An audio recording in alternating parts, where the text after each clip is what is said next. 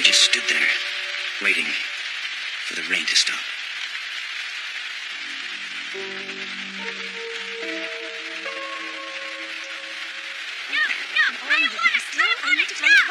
Come on, hon. It's time to go home.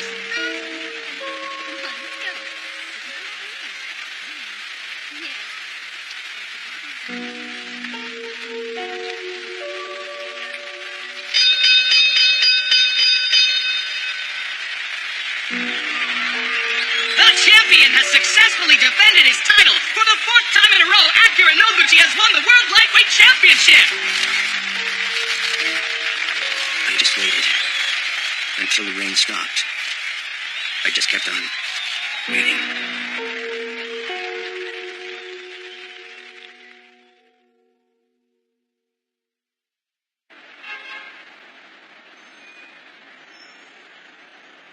Seriously, he wouldn't believe what I had to go through. So I said to him, "You have got to be kidding, buddy. There's no way I'm doing that." I mean, really, who do you think I am? I'm not lonely, the way I was back then. There's a place where I belong now. I have plenty of fine food and great friends. You know, Noguchi really represents a new kind of hero. He's nothing like the typical boxers you always hear about. I mean, he was never really poor or anything. He just happens to be a talented fighter. There's no deep, dark motivation there. Come on, everybody's like that these days. Not just in sports, but in music and movies, too. Stars are different now. It's really become just a business. You're so right. No kidding. Yeah, I don't have a deep, dark past. I'm really just a regular guy. I've never suffered any real hardships or anything. My childhood was totally normal. When people start asking how I decided to get into boxing, I honestly don't know what to say. I just had a hobby when I was a kid, and this is where it's gotten me. Yeah, and it's gotten you to the top, champ. I mean, look at you. You get to drink all you want, and women swarm all over you. It's not like you've had to make any real sacrifices. But that's how it is with my generation. We're just not interested in making sacrifices. When people start talking to me about guts and passion and all that, I just kind of go blank. Noguchi's right. That's what this generation is all about. The distinction between business and pleasure is fading, and we have to consider our quality of life as a whole. It's really all about balance. You're right. The whole thing about blood, sweat, and tears is so old-fashioned. I've come to understand that recently. Even us older types in the media business have learned to consider our quality of life. You gotta relax sometimes if you want to stay healthy. If we didn't do that, we would definitely start falling behind the times.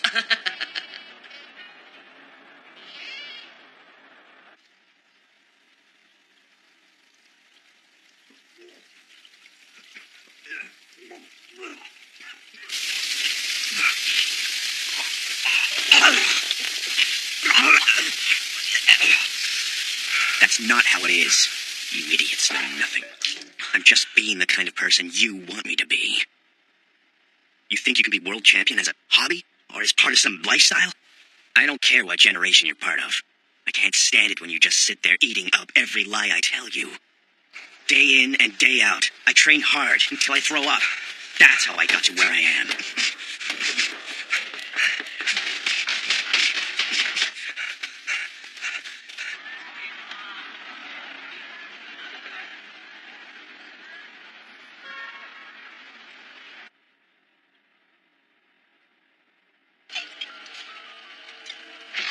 Hey.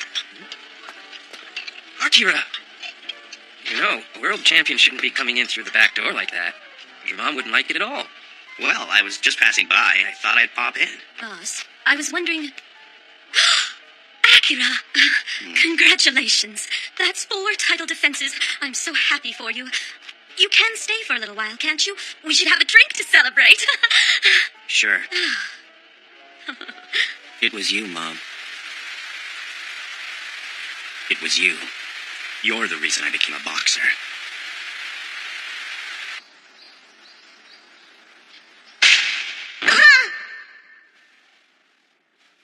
This is not a joke. Do you hear me? It's not my fault that it's raining. Stop writing such nonsense in your school papers.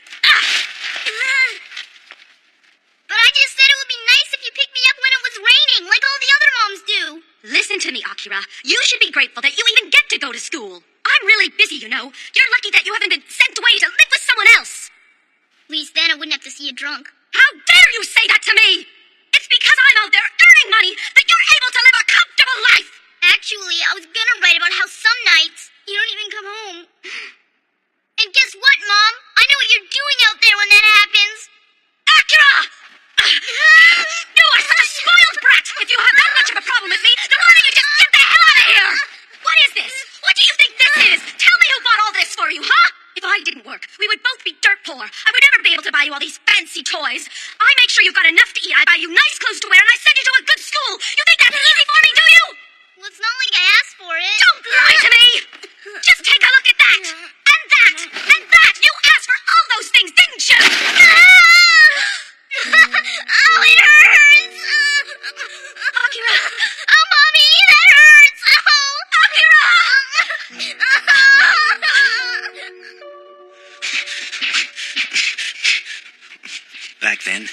It wasn't toys that I needed.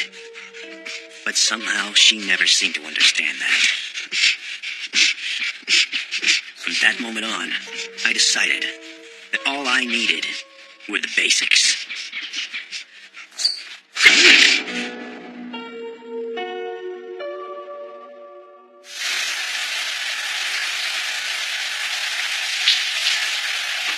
Hey, Noguchi.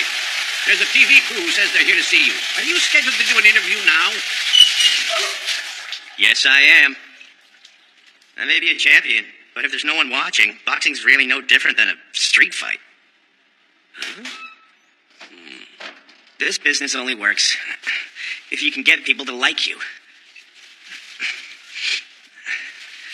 You gotta get a whole army of fans. Right?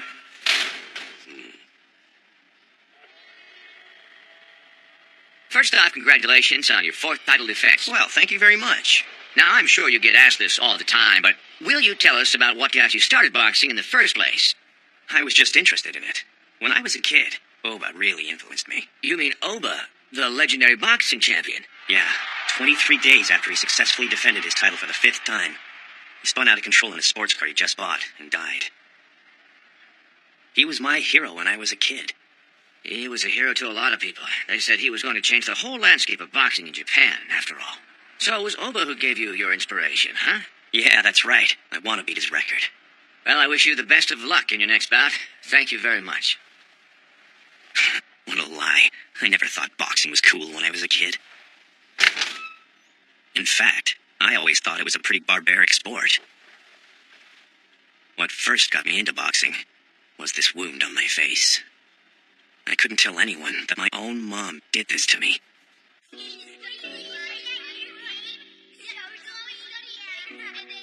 Anytime anybody asked about the scar, I lied. I'd say I fell on a piece of glass on the road, or that some guy sliced me up in a knife fight. I came up with thousands of lies. I felt I had to. There was nothing in that toy box that I wanted. I couldn't accept that I'd been hurt by a stupid toy that I didn't even want. I knew my scar would have an effect on me as an adult. Hey, watch where you're going. Let's just go.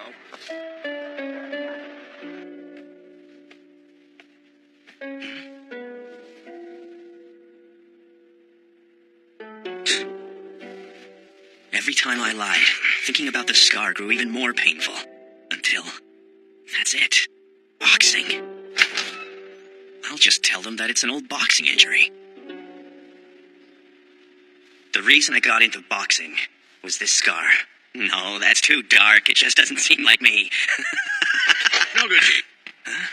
Boss, I know you're my manager and all, but you could at least knock when you come in. Don't be silly. Why should I start doing that after all these years? But I came in here to tell you you've been hanging out with too many of those media types lately, and maybe you should just cool it a little bit, huh? They may act like they love you right now, but they'll drop you in a minute if it seems like things aren't going well for you anymore. But if I lose, the only job I can get is in the media. I've got to start making some connections here. Otherwise, what will I do when it comes time to retire? The media would be the sensible transition. These days, you've got to develop several talents.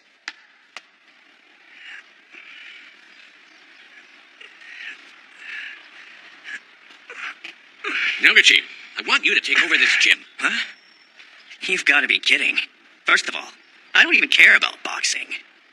You don't become a world champion if you don't care about boxing. I think the truth is you just don't want to accept it. Just like that scar of yours. Come on, Akira. How long have we known each other? I've known about that scar for a long time. I've heard all about it from your mother. From my mom? Don't you dare lie to me. There's no way she'd ever tell you about something like that. Your mother may have given you that wound on your face. But when she did that, she also wounded herself. Boss, you're making it obvious you don't know my mother at all. I do. In fact, these days I know a heck of a lot more about your mother than you do. You came to my gym as soon as you graduated from junior high school. You've got to extend the arm. How long of a break are you going to take? You haven't been home since, not even for Christmas. You know what? I'll bet you've hardly spent an hour with your mother in the last decade.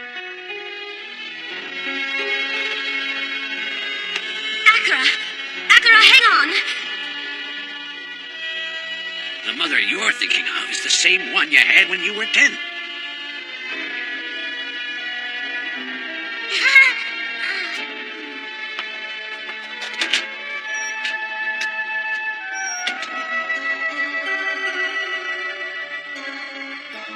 Have you ever bothered to stop and ask yourself who your mother really is?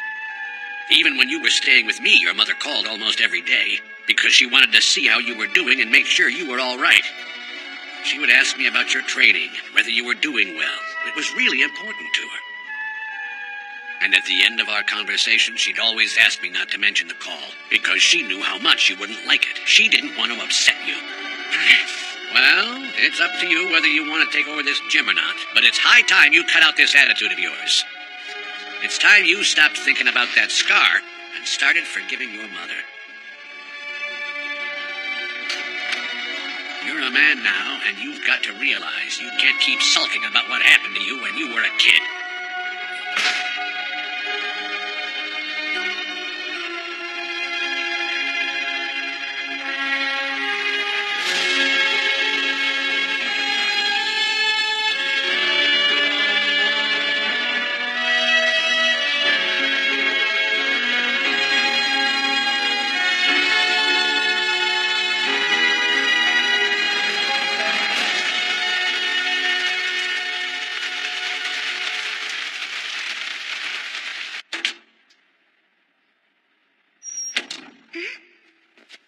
You're finally home, Akira. I got you a cake for your birthday. Why don't we have some? Don't want any.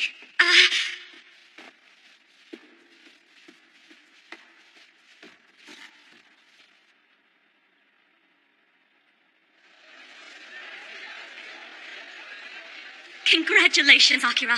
I can't believe you're the world champion. Listen, we all decided to have a celebration for you here tonight. Do you think you can come? We're all waiting for you, champ. I'm sorry, but I've already made some plans. I see. Oh, well, that's too bad. Maybe we can do it some other time. Sure.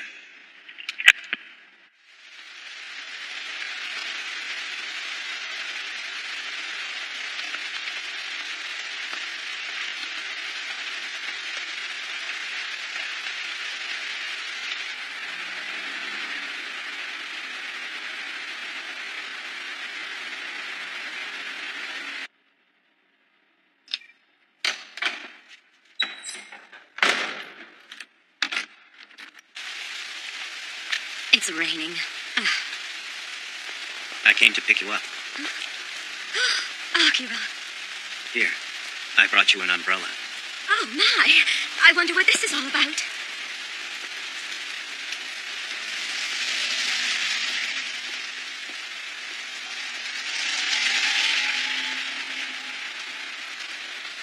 Mom, if you want, why don't you come with me? Huh? Where? Up to my apartment. It's a bit of a mess, but I have some good whiskey.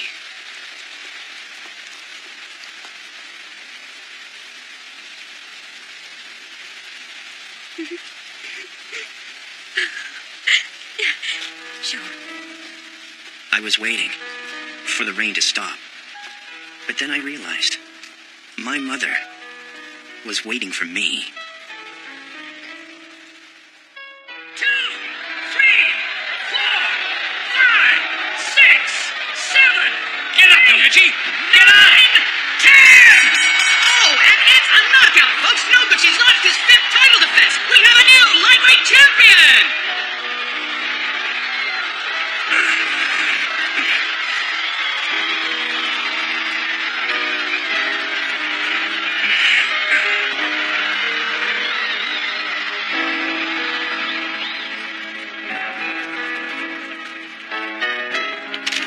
Can we get a comment, Mr. Noguchi? It's time for me to stop being a fighter. You're gonna stop fighting? I've got some old wounds that need to heal.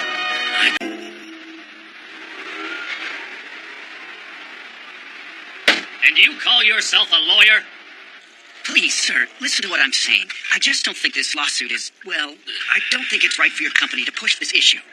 I mean, you're just going to look like another big company picking on the little guy yet again. First you lose our case in court, and now you're trying to lecture me, the director of personnel, about what you think is right? No.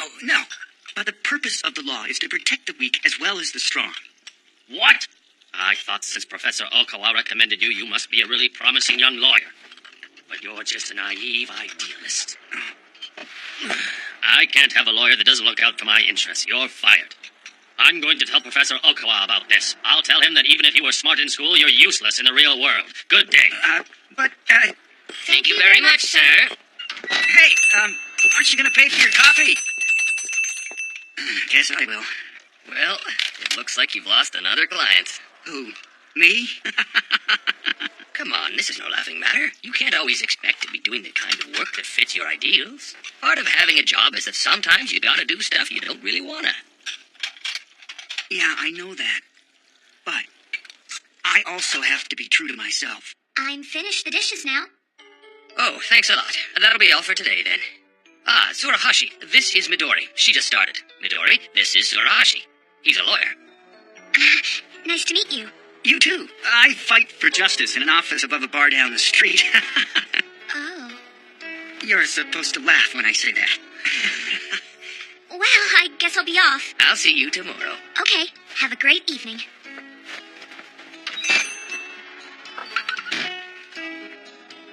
She seems nice, but she's kind of young, huh? She said that she was 17. Huh. She's pretty shy and doesn't talk about herself much, so I don't know a lot about her. But she's a hard worker and already been a big help. That's great. I think she's got a story, but I don't want to pry into her personal life. I think you're a good man, Chief. Huh? You know, flattery will get you nowhere. Hey, you're not getting away without paying your bill. I hope you know that cheap attitude of yours is the reason you never have any girlfriends. Well, mister, Mm-hmm. I want to know when you're marrying Kyoko.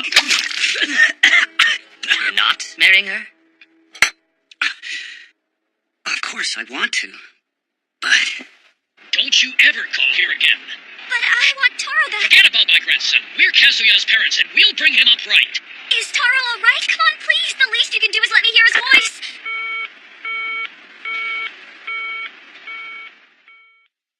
What's this all about, Tsuruhashi?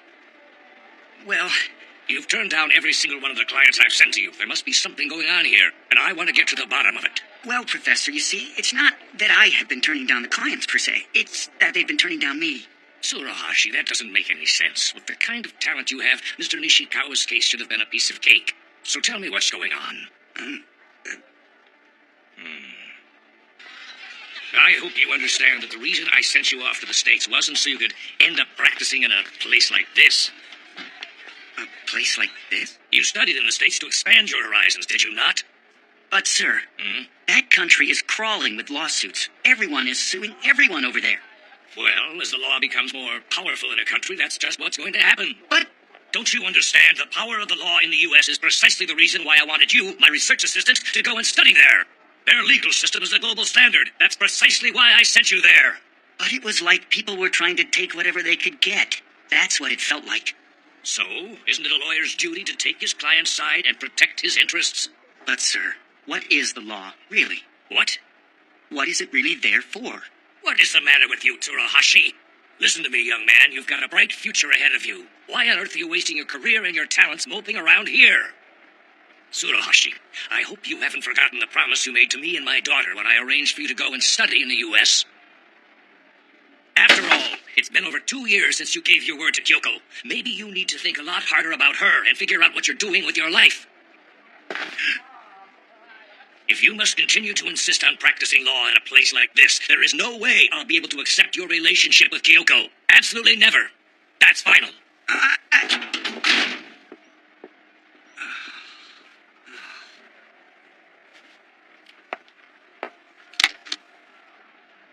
Kyoko, sorry.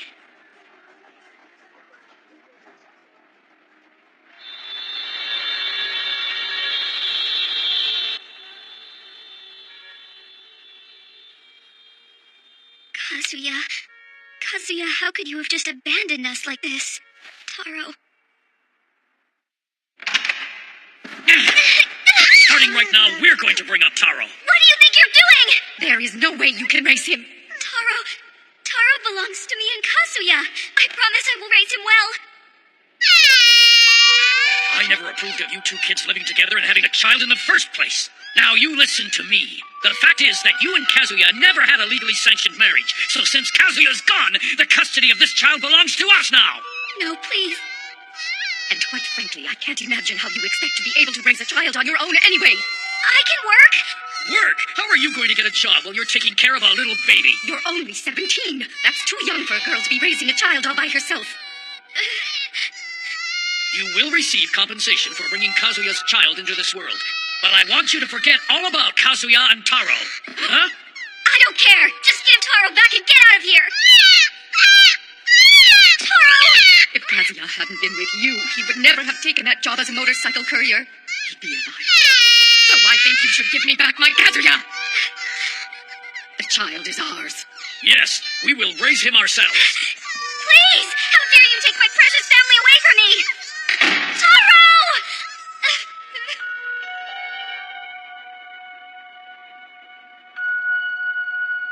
Taro.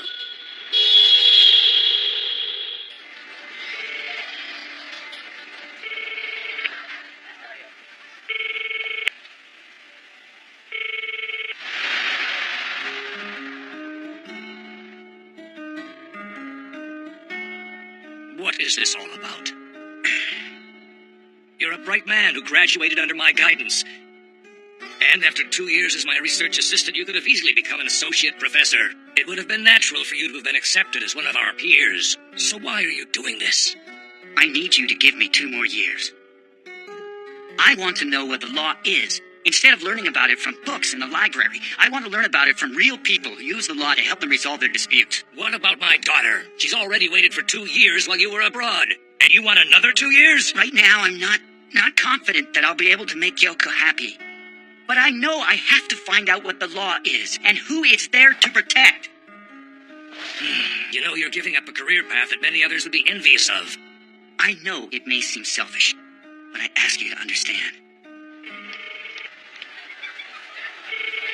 Hello? May I please speak to Kyoko? It's Furuhashi. I'm afraid Kyoko is out right now. Oh. Mom, wasn't that Hiroshi you just called? It was a wrong number. A lot of strange people have been calling lately. You better be careful, Kyoko. Right.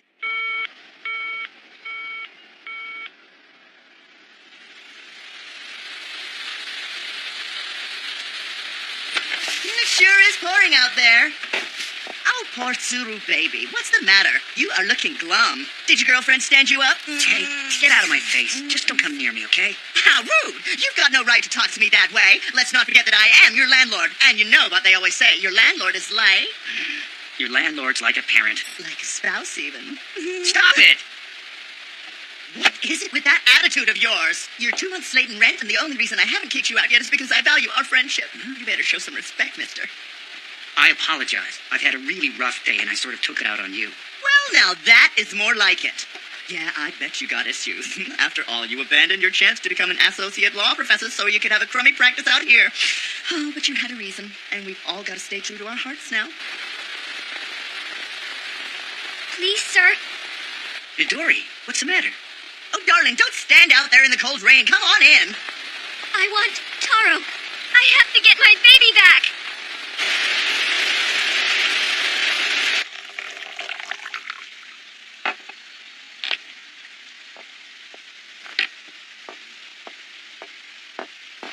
Okay, tell me your story, right from the start. Well, I met a boy, Kazuya, who became the most important person in my life. I met him through the motorcycle gang I was a part of. We fell in love with each other and decided to leave the gang. We were abandoned by our friends and our family, but we promised each other that we would forget them and be together. We were only 15 at the time, but I don't think that mattered at all. We were like husband and wife. We both worked hard to build a life for ourselves. Our dream was to open up a small coffee shop, so we both worked odd jobs and saved up. And then Taro was born. Just around then, Kazuya was lucky enough to get a job as a motorcycle courier. He loved motorcycles, and he enjoyed his job.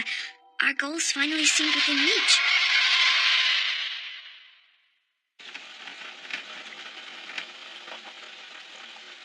Midori, what are you going to do if you get Taro back? Well, I will take care of him. I know how you feel, but it will be difficult for you to raise your child with only the wages you earn at the cafe, right? And you weren't even legally married to begin with. You'll be considered an unwed mother. And at 17, how are you actually going to be able to raise your child? It's always like this. Huh? Adults keep telling me that I've got no legal rights, and that because I'm underage, I won't be able to handle the responsibility of raising a child. Just because we were both 17 and we had a 4-month-old child, people were always treating us as if we were some kind of deviants or something, like we were up to no good. But that's just not true. We really were husband and wife. Really? Yes. Kazuya's parents say that because we were never legally married, our life together was nothing but a complete lie. They say they have the legal right to take Kazuya's ashes away from me, and they get to take Taro, too. But to us, it was real. In our hearts, we were husband and wife. Regardless of what the law says. My Taro, he belongs to me. And it's my right to raise him. I am confident that I will be able to raise Taro. And in this city, I can find work for all 24 hours of the day if I want. Just like my Kazuya always said. We'll find happiness in the 25th hour. The 25th hour? Kazuya always told me that even if we had to work hard for the whole day, all around the clock, God would be able to grant us a 25th hour at the end of our long days, when we would finally be able to find happiness and rest. Happiness will come in the 25th hour, huh? Sounds like Kazuya was a good man. Yes, I was an only child with no parents, and he was the only one I had. And then once we had a child, my precious family expanded to become 3. But now... Come on, let's go and get your family.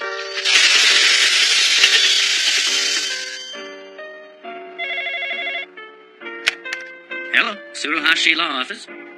It's Kyoko. Hi. Hiroshi, I've gotten to a point where I need time. Time to reevaluate our relationship. It's just that it's been 2 years now since you came back from the United States. I believe in you. I really do. But I just don't have the strength to go against my father's wishes anymore. I owe your father a huge debt of gratitude. I know that. But I have to live my life and be true to myself. If you loved me, truly loved me, you would have stopped and tried to consider what I'm feeling sometimes. Believe me, I do. But if I'm not true to myself, I don't think I can make you happy. If I were to go against my own ideals and accept the position of associate professor, I don't think I could bring happiness to you and our future family. But... Kyoko, will you come somewhere with me tomorrow? Where? What for? I want to show you something.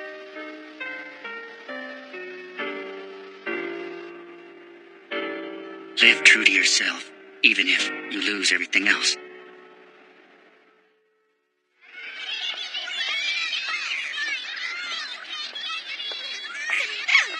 That's one cute baby you've got there. Huh? Yes, he certainly is. He's the child of our only son. So, he's your grandson. Well, he sure is a cute one. Would it be okay with you if I held him for just a second? And up we go. Well, that was fun. Now I think I'll just hand him right back to his mother. Hey, wait a minute! Hold on! Give him back to us. What is this? Come on now. Hiroshi. Please, folks, I think you should just calm down now. After all, I understand you were the ones who took Taro from Midori in the first place. Am I correct? Shut up! Who are you, huh? I'll have you charged with kidnapping. Now, come on. I think we should talk about this. All I really did was put things back to the way they were. Instead of making accusations against each other, you guys need to talk. Let's talk it out. I'll take it to court. You think a girl like that is fit to be a mother? Being an adult doesn't give you any rights here. She may be 17, but she's still the child's mother. She is fully capable of giving him all the love he requires. Don't walk away. Walk away now, and you and your child will never find happiness in the 25th hour. The law is not there to judge people, and it's not there for the purpose of taking things away from them. The purpose of the law is to help people love and respect one another. You people are forgetting to put honest effort into this. You absolutely must do that before you decide it's time to take your differences to court. It seems like you're forgetting to have faith in other people. I'm asking you, please discuss this again, this time with love and caring. Kyoko, this is what I want to do.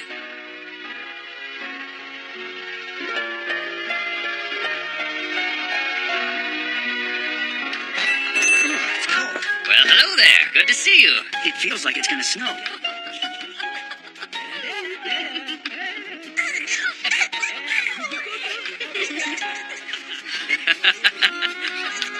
I'll see you later.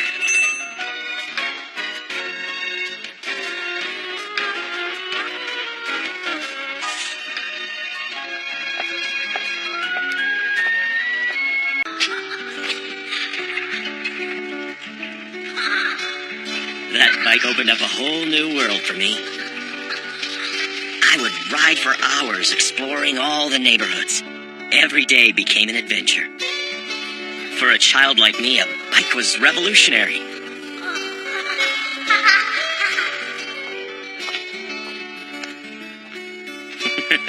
I bet Satoshi's gonna be so surprised. Man, will he ever be excited?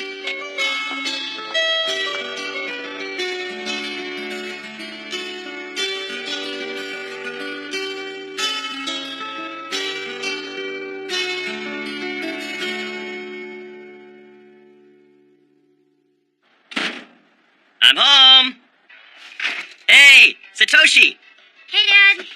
I have something for you. I got you a new bike. Thanks.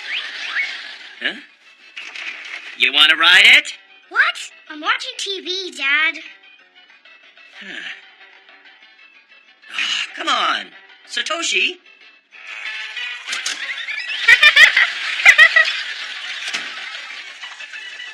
Hi, hon.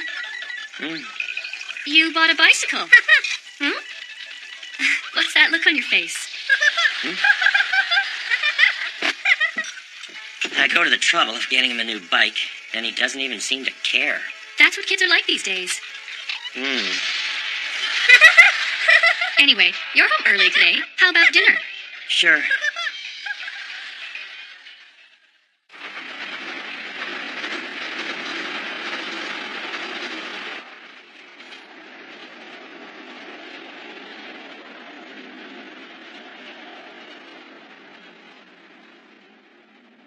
Hun?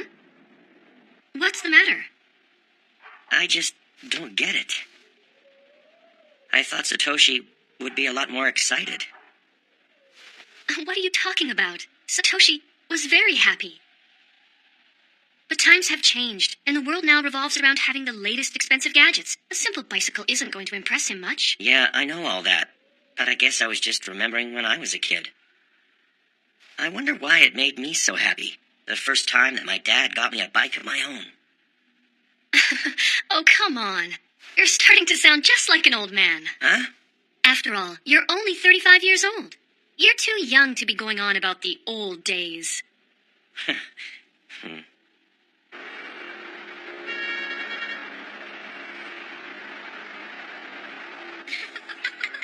Well, I think your wife is absolutely right. You sure like to get yourself down about petty things. Hey, Yeah? come on.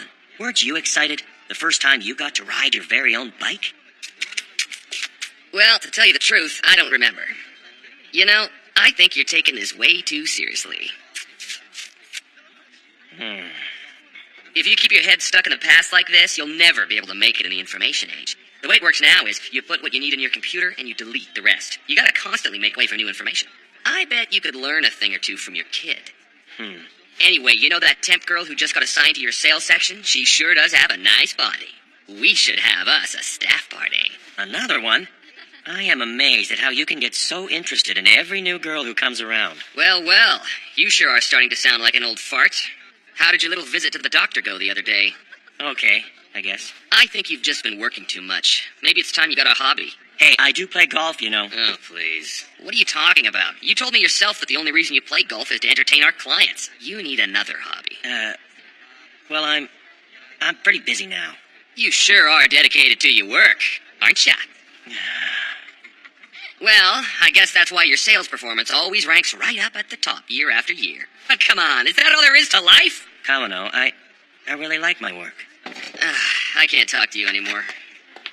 I'm gonna go start planning a little welcome party. The whole thing started a month ago.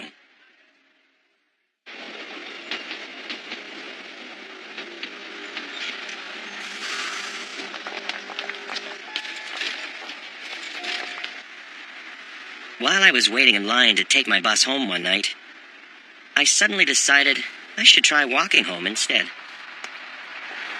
Maybe I was just in a good mood because I'd left work a little early. It was the first time I'd walked home since moving to the area a couple of years ago. Whoa! Huh? I like this one too. Watch me, Dad. That's when I remembered the bike my dad had bought me. It was like a dream come true.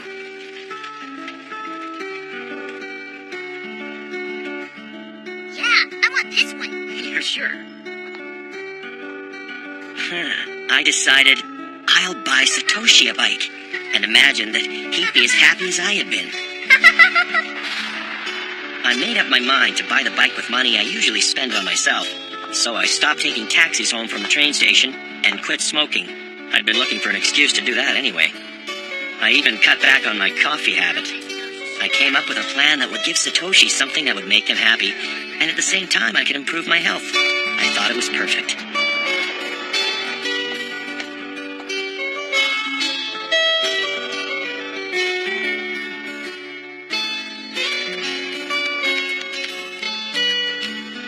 A bike would be good for a kid who spends way too much time in front of the television.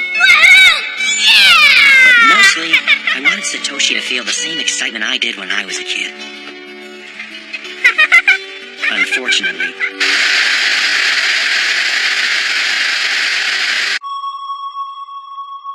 Satoshi wasn't excited at all. In fact, he was barely interested. I was stunned.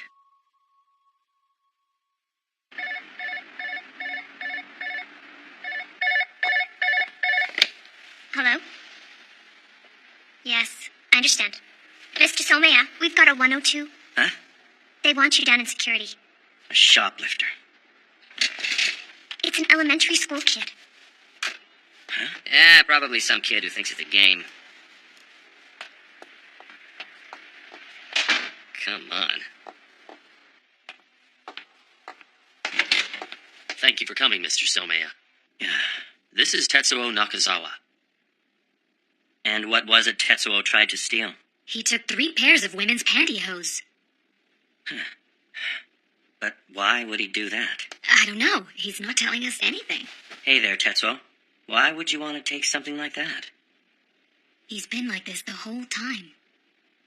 Tetsuo, you do know that if you steal something, it means that a policeman can come and take you away, right?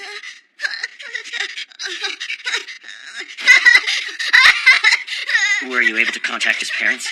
Yes, we were. Don't worry, I think we can handle it from here. Mm-hmm. Good then, thank you. I gotta say, I'm pretty surprised. Well, they say that shoplifting often means a child is feeling neglected by his parents.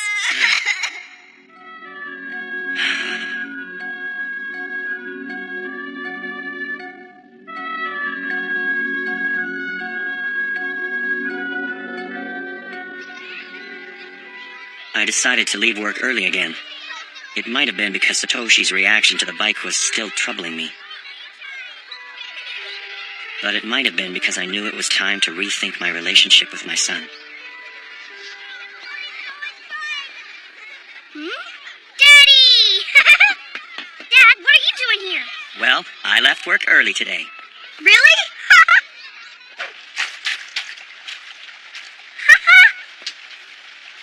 Ah!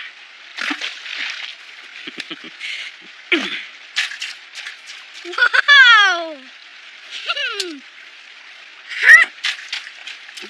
I did it! Hey! All right, one more time. Okay!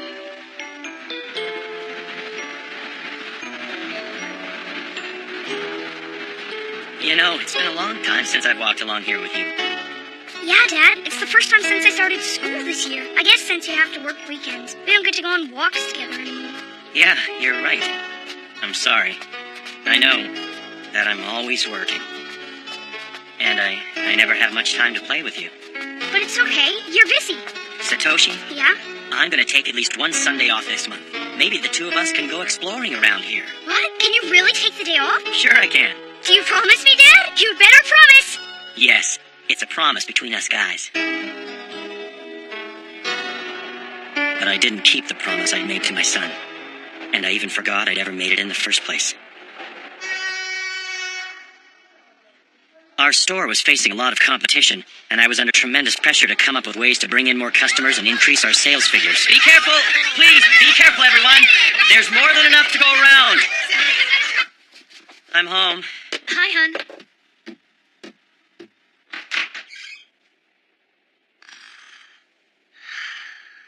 He's sleeping peacefully. Hon, did you have a problem with Satoshi? Why, did it seem like something was the matter? Well, nothing in particular. I'll have a chat with him tomorrow. It's just that this is a very important time for the store. I've got to get some sleep and recharge my batteries. I kept on thinking that working for the good of the store also meant working for the good of my family. I started working harder and harder, and coming home later and later. And before I knew it, I'd started smoking again.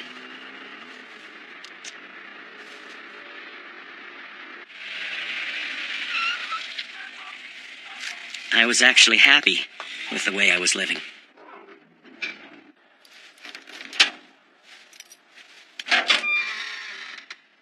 I'm home.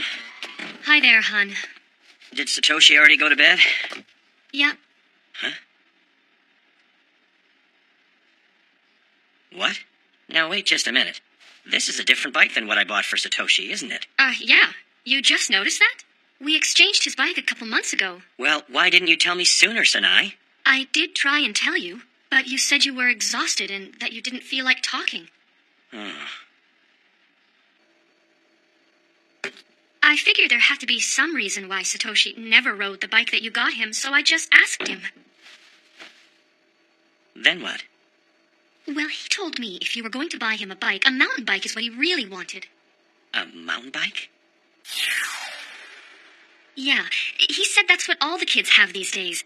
He asked me to exchange the bike you bought for him, so we went down to the bike store, and for another 20,000 yen, I got him a mountain bike. Wow. Kids these days are really picky. You know, when I was his age, I was just happy to get a new bike, period. It didn't matter what kind it was. Oh boy, here we go again. The times have changed, you know. Things are different. After all, my dear, you're the one who's always complaining about how people's tastes seem to change every year. Why is it that you seem to understand it so well in your work?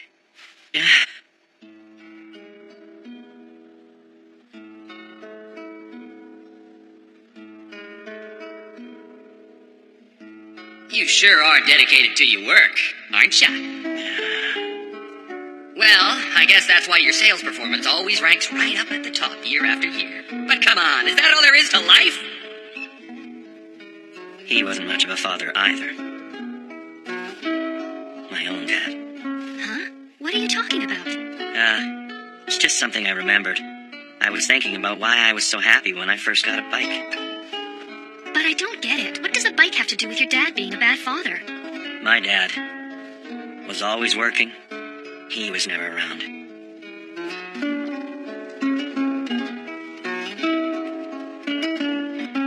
I guess that's just the way it was back then. Dad always came home after I had gone to bed, and he always went to work on the weekends too.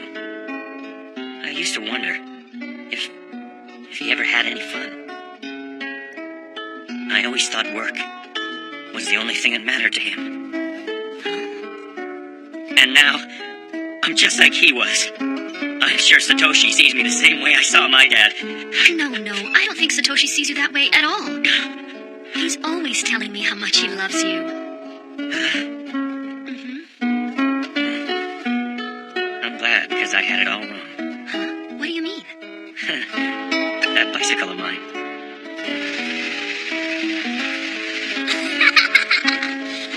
What made me happy wasn't really that I got a new bike. But my dad actually kept his promise to buy it for me and spent time with me showing me how to use it. Somehow, I began to think I was happy because of the bike itself.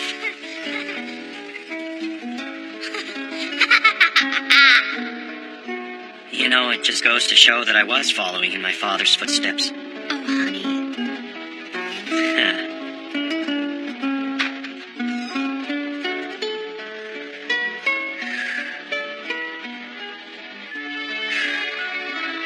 Satoshi, Yeah? I'm gonna take at least one Sunday off this month.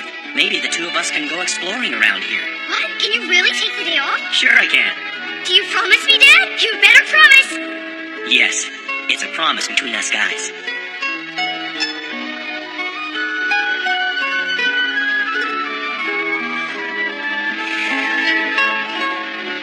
You know, I'm gonna take next Sunday off. Can you really do that?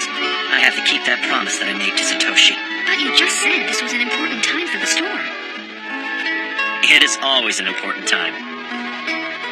But it's time I made my family the most important thing. I'm proud of you.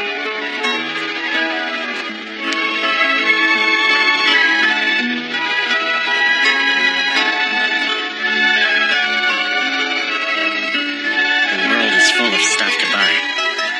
But there are some things that are more important than material objects.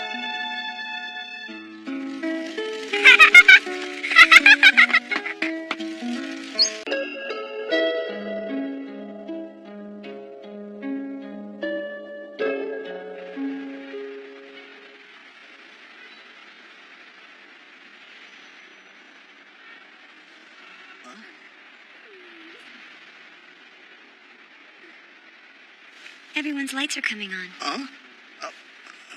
When the windows are all lit up like that, doesn't it seem like everyone's lives are peaceful? Like nothing's wrong? Ryoko. Oh, I'm late. What? But I thought we were gonna have dinner tonight. I'm sorry. My brother's in town from Yamanashi, and I have to meet up with him. Oh, your brother? Well, can I come along? I mean, maybe this would be a good time for me to meet him and tell him about the two of us. I don't think tonight's the right time. All right. Let me walk you to the station, though, okay? Sure.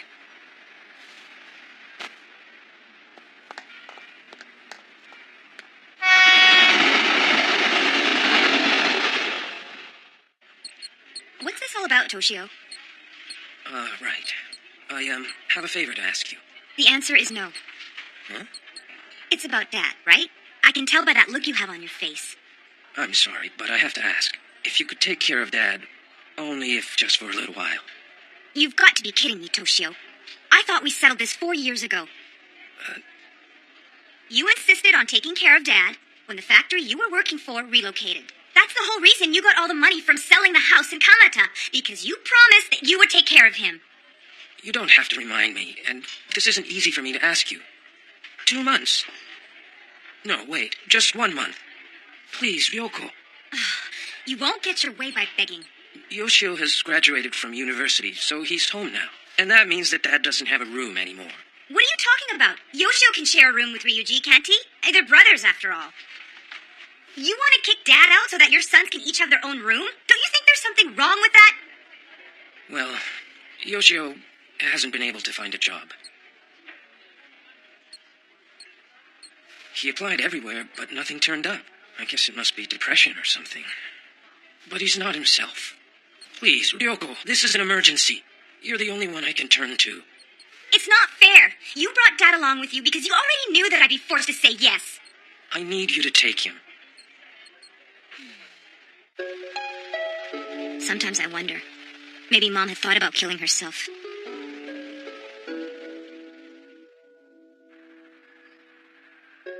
Because she married a man like this.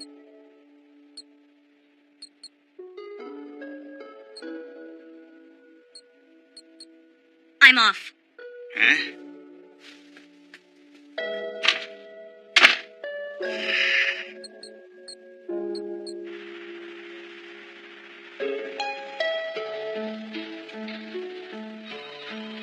Ms. Wakabayashi, I need that approval from you now. The customer is starting to wonder what's taking so long. I'm sorry.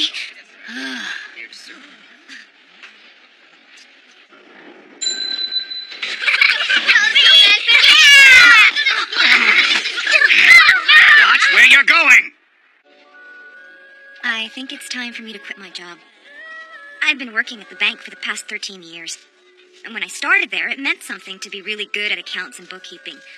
But now, everything there is computerized, and those skills no longer mean anything. They just don't need me now. It's pretty obvious. I can tell by the looks I'm getting from everyone. But I need you, Ryoko, and this is the perfect opportunity. I've said it before, but I think the two of us should get married. Married? Now, you've never said yes to me, but you haven't said no either. I think it's time for a proper answer, don't you?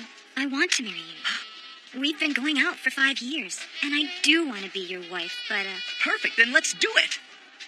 But I'm just having trouble taking that final step. Is it something about me? Not at all. It doesn't have anything to do with you. I'm really afraid of the idea of starting a family, of becoming a mother. 'Cause you see, the whole time I was growing up, I never saw my mom truly happy. And it wasn't just my mom. My brother and I were never happy either. There was just no laughter in my family. Hey! I need money! Where did you stash it? Come on, tell me! What that money is for? Everyone's waiting for me! Look, he's on my side. You wait and see, I'll double his money!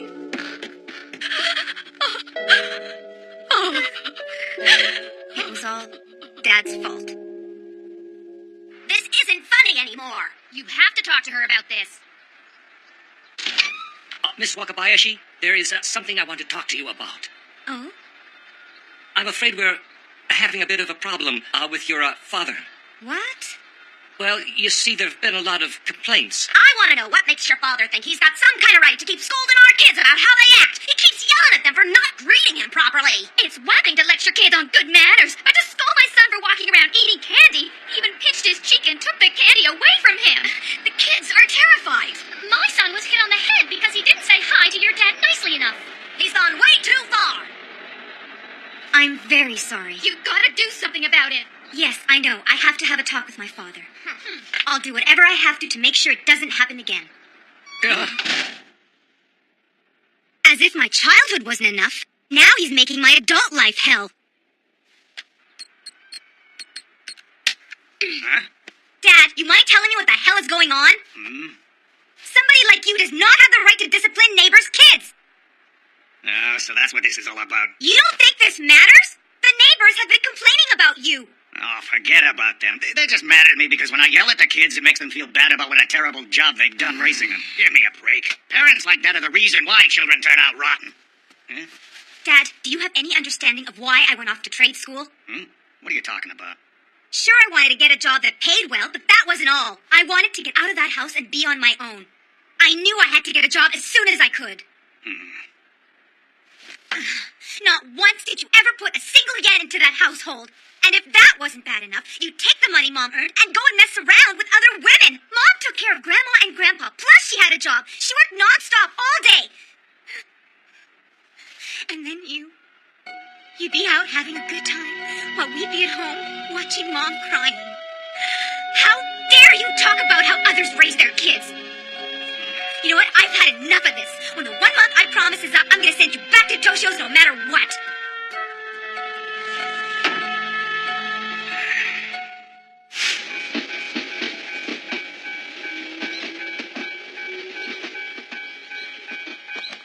Okay, Toshio's house was...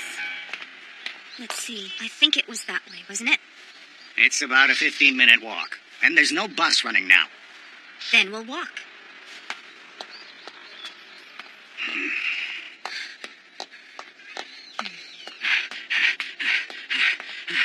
Come on, Ryoko. This hill's a bit too steep for me. I'm exhausted. Can we take a little break at that restaurant over there?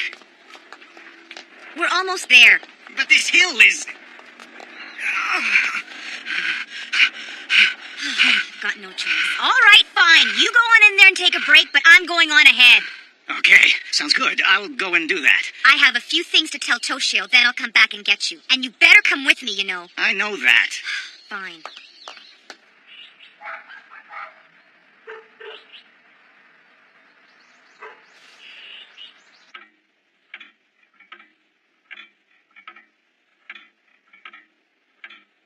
I can't believe this. You promised that it would only be for a month, and you didn't even bother to get in touch with me.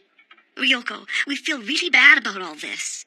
Tomiko, I don't mean to sound harsh, but I've kind of got my hands full right now. I know that. No, I don't believe that you really do, Toshio. I'm 32 years old, you know. I want to get married, and I'm even thinking of getting a different job. You're going to quit the job at the bank? Are you really going to do that? Maybe.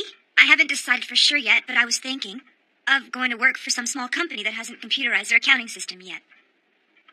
And if that happens, I don't think I'll be able to take care of Dad. I'm sorry. It's all because of Yoshio. Tomoko. Huh?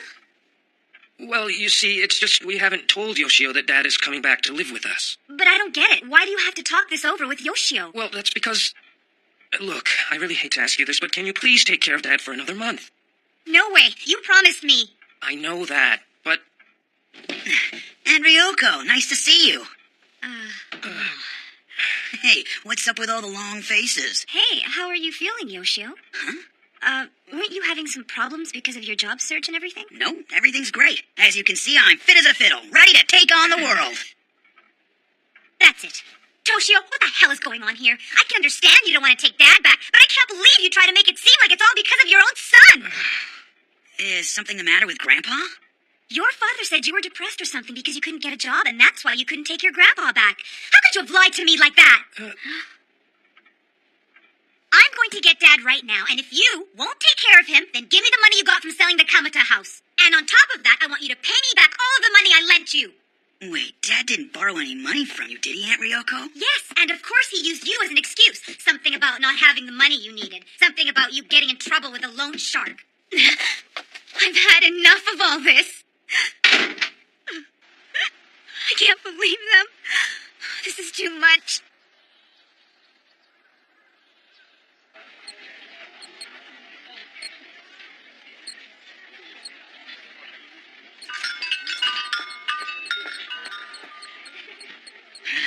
Let's go, Dad. Oh, but my coffee. Right now. Come on. There's no need to rush. Don't spook me!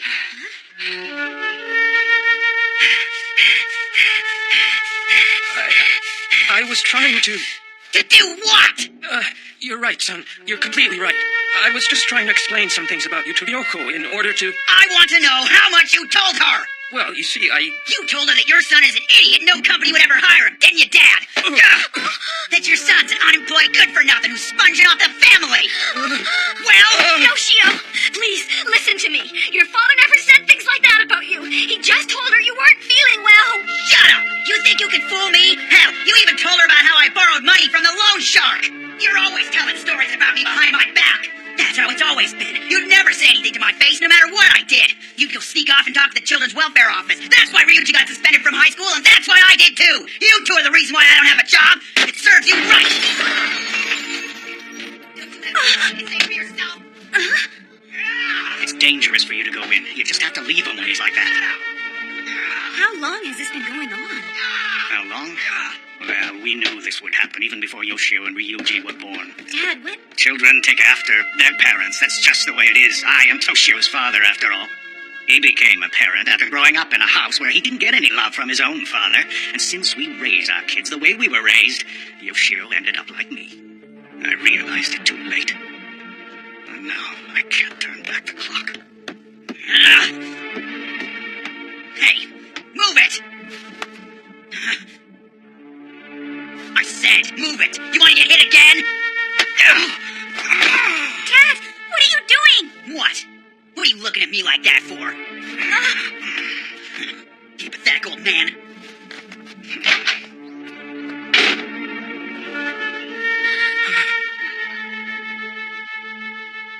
Come on, let's go. Hey, there's a seat. Mommy, I don't fit in here. Hey, if you can't fit, then stand up. You just got on, so you gotta make room for the people who are here first. Shut up, old man. Don't you talk to me that way.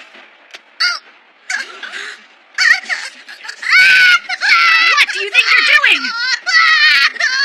He's just a little boy. This is a key time in a child's upbringing. You're not fair to him if you don't show him discipline. No matter how good an education you give him, without discipline, he'll end up a rotten human being. There is a difference between loving your son and spoiling him. Excuse me, but are you telling me how I am supposed to raise my son? You're a parent. You should know the value of discipline.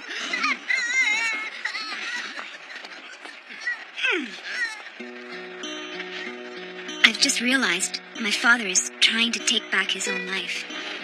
As a man, a husband, a father. He's acting out the parent he feels he should have been. Something he couldn't be with his own son or his grandson. But that he can try to be with the children of strangers he knows nothing about.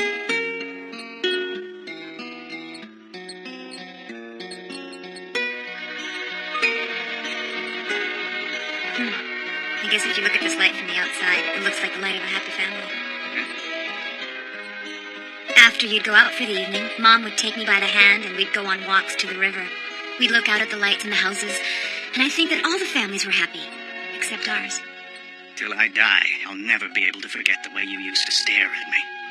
But even in those lights across the river, I'm sure there were many families who had their problems.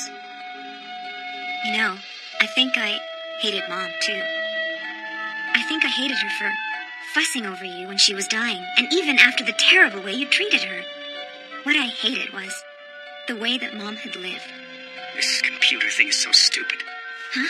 Once it remembers something, it never forgets. The people, on the other hand, can forget all kinds of things. If I remembered everything that I did, I wouldn't be able to live another day. Mom never accepted what you did to her, and she never forgave you. But I think she still loved you.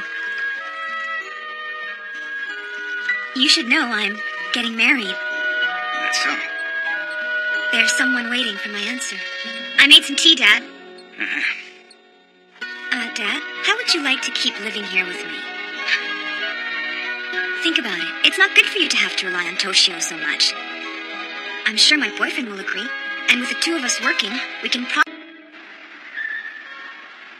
Let's try that one more time, okay? What? That's 6 takes? Isn't that enough, Yoshi?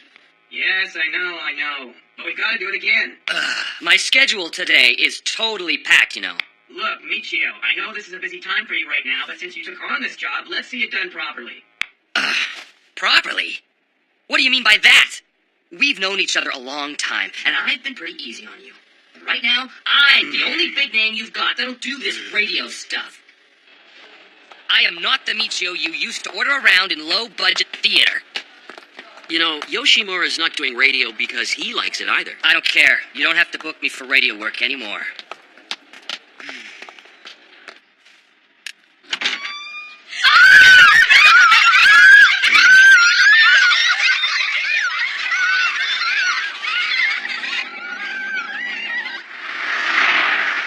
Moriyama, is there something you want to say to me?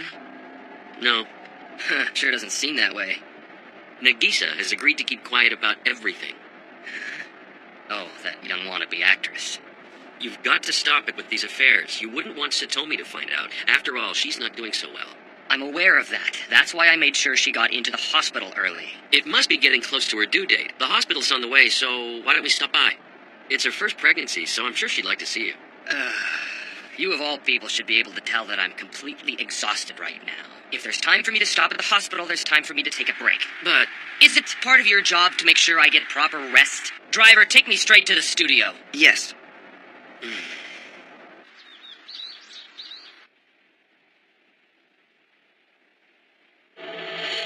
Could you put a bit more emotion into it?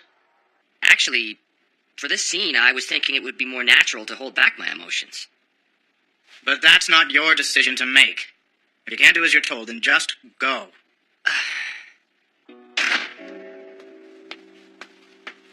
how'd it go? I'm pretty sure they've already picked the lead. This audition was just to get exposure. They'd never really consider me. All right. Anyway, how are things going on the job front for you? Well, I don't know. It may be nothing but running errands for the next 5 or 6 years. It might even be 10 years. I even thought it would be a good gig. Hey, we'll make it. Moriyama, I'll do anything it takes to make it big.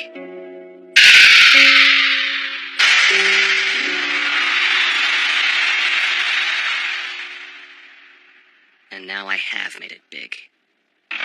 Michio. Huh? The hospital says Satomi is having complications. Do you think you can go over and check on her? What? Are you crazy? I'm in the middle of a shoot. You've got plenty of time before you're up next. I'm sure you can make it back in half an hour. Look at how I'm dressed. Oh, come on. It doesn't matter what you're wearing. And what if they decide they need me while I'm out at the hospital? You know how strict this director is. He fires actors just because he gets pissed off at them. You worry too much. As long as you do your job properly, what other people think doesn't matter one bit. Hey, who do you think you're talking to? Don't tell me what to do. Michio. There's no way I'm ever going to turn into one of those washed-up stars who everyone's forgotten just because they made a little mistake. Listen, you're too afraid. Who do you have to thank for your livelihood, Moriyama? In fact, I heard you just bought a fancy new car. Those clothes you're wearing, that car, you were able to buy all those things because of the money you earned off me. Don't forget, I'm the one putting food on the table for your wife and kids. If you gave that some thought, I don't think you'd be pulling this attitude with me. Where do you get off telling me what to do? If you want to fire me, go ahead. But let me tell you something. You've turned into a complete asshole.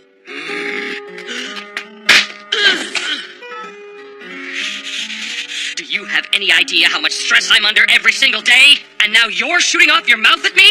What the hell do you think you're doing? You're just feeding off me! I will do whatever it takes to protect my position! Fine then. Bye. Goodbye. So where to next, huh? Where's Moriyama? Oh, don't tell me that he actually got pissed off and decided to go back home. Oh, Mr. Moriyama has given me instructions to drive you to the hospital so you can see your wife. Oh, right. I guess I'm free for the night then. So why don't you take me to that Roppongi bar? I could use a few drinks. But, Mr. Moriyama told me to take you straight there. Take me straight to the bar.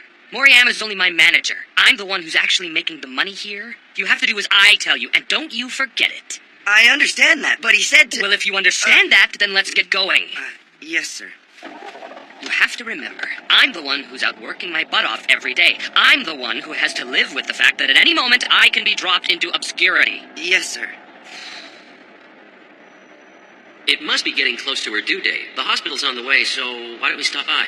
I don't have time for this.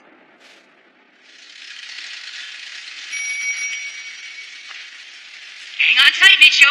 We're gonna go fast. Are you ready? Okay. Here goes. You're lucky that your daddy has so much time to play with you. And what kind of work does he do? He's an actor. An actor? I don't think I've ever heard of an actor by the name of Midorikawa. It's true. My dad was a bit part actor who never made it big.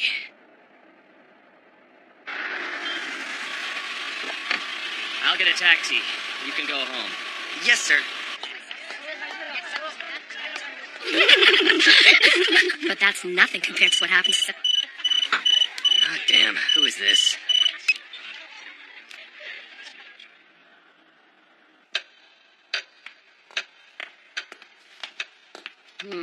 Sorry.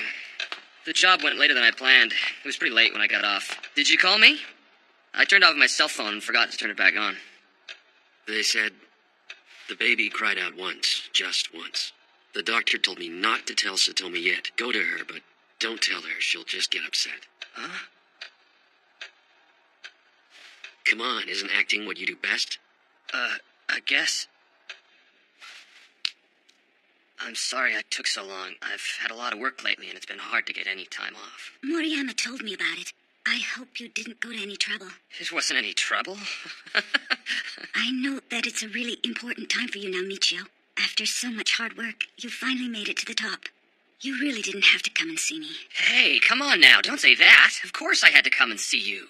Who does our baby look like? Is he like you?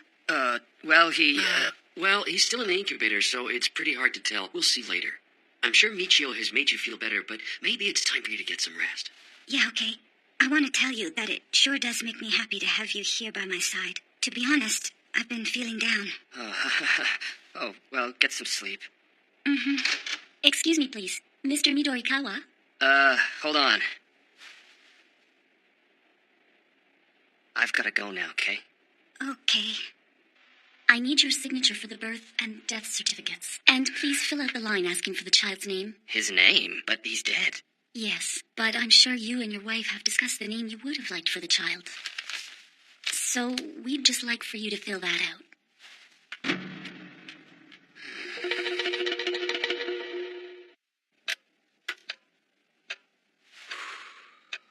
What day was it today?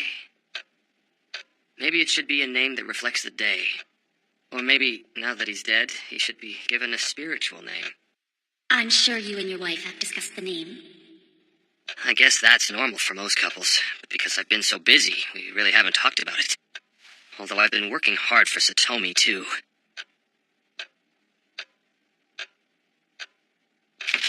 What the hell? He was a boy, so I can just give him my name, Michio, and I'll change the second character to man. Whatever. It seems kind of pathetic to come up with a good name for a son who died. Michio. Moriyama? Huh? Would you do me a favor and put my signature on this and hand it over to the nurse later? I've got a busy day tomorrow, so I'm gonna go home and try to get some shut-eye. Okay. See ya. Yeah.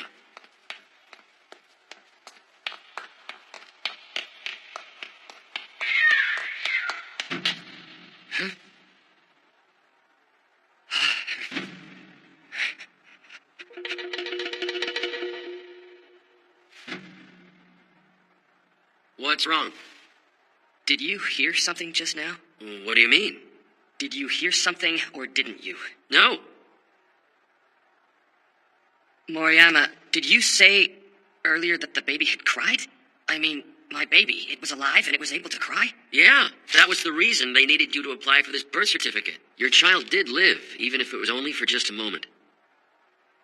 For a moment, he lived. Huh? I think I'll stay for a while.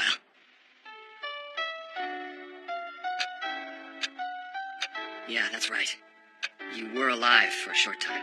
They say you cried out once. You came into this world with every intention of living. I've got to make sure you have a good name.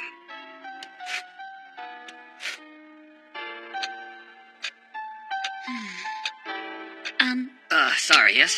It'll be morning soon, and we're going to start getting busy, so if you could just finish. I'm sorry. Could you please wait a little longer?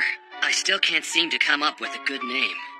Well, it's really only for administrative purposes. Most of the time, people just find something to write down without thinking too much about it.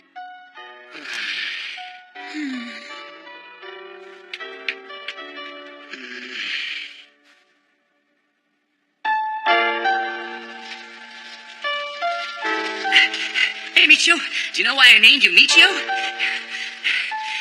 It's because I wanted you to be able to choose your own path in life and to follow your dreams wherever they may take you. Oh, boy. Well, you're probably pretty young to understand that, but the path you take is not always going to be easy. Believe me, there'll be twists and turns and steep hills like this. Okay.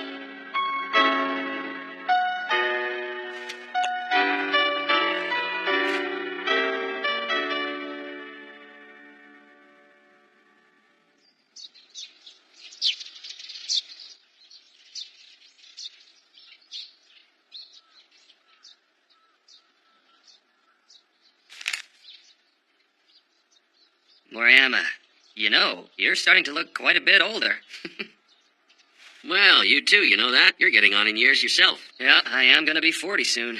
Yeah, same here. You know, once my dad told me that back when he was in his teens, he couldn't wait to become an adult. He'd get frustrated because time passed so slowly.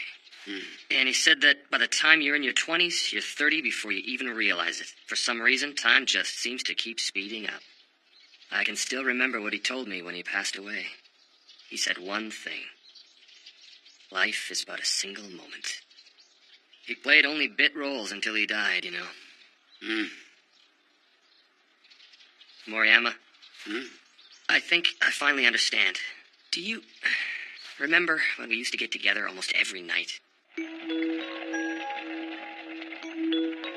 Yoshimura was there, and Arai, and Satomi. Some of us were aspiring actors, some wanted to go into directing, and others wanted to become screenwriters. We all looked forward to a bright future. We were all so young. Yeah. I say it's stupid to feel sorry for cicadas just because they only live for 1 week. Oh, here he goes again. Ignore him. Yeah. True, they've only got a week, but they pack a whole lifetime of experience into those 7 days. They do everything as fast as they can, so they're able to lead their short lives to the absolute fullest. And why can they do that? Because before the cicadas spend 7 days alive in the summer, they have to spend 6 years in the ground through the winters, just waiting and biding their time. They're paying their dues before their time in the sun. That's what we are right now, the cicadas of winter. That was actually something my dad once told me. And once we're all out in the world, then we can lead our lives to the fullest, just like the cicadas do in the summer. No. To tell you the truth, my dad never said anything about one time in your life being more important than any other time. It doesn't matter whether it's 6 years in the ground or 7 days after sprouting wings. Whatever life brings, we should live every moment passionately, in the fullest way that we know how. That's because we're not cicadas. We're people. Even this child, who only lived for a moment.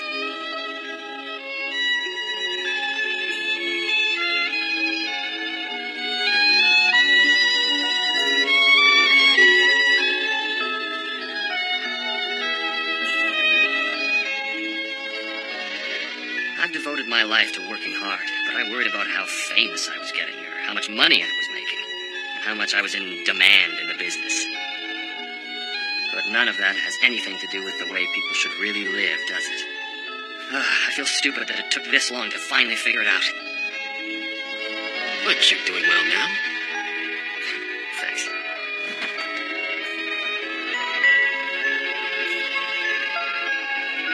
There's no need to rush through life like a cicada.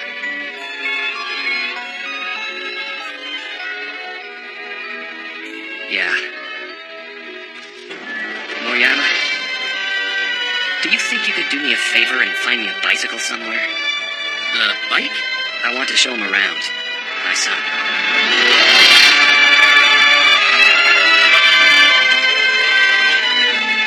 I want to show you the world that you lived in and died in. What the city is like. The sound of a train and the cars. The kind of people you might have met and the places you might have walked. The kinds of things you would have eaten and how you would have lived and in what kind of places. There are wide roads that run straight and twisting narrow roads.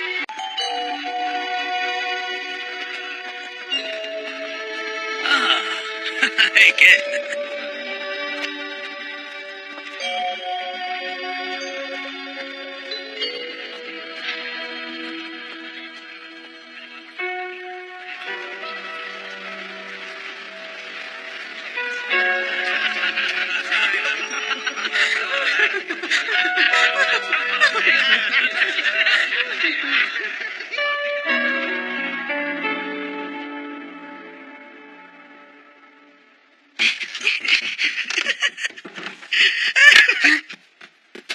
Hey! Oh man, you're reading some brainy book again. If you keep on doing that, your brain's gonna get too full and explode. Give it back, Ichiro!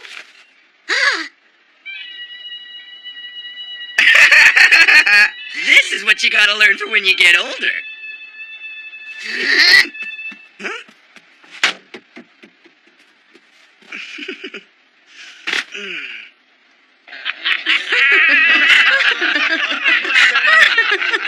Come on, don't make me laugh. I used to watch the men in my mother's bar and think about how their laughter and shouting was a cover-up. They pretended to be happy, but they were just hiding their disappointments in a haze of alcohol. They never thought about the future. They lived for the moment. That's why I decided to leave their world.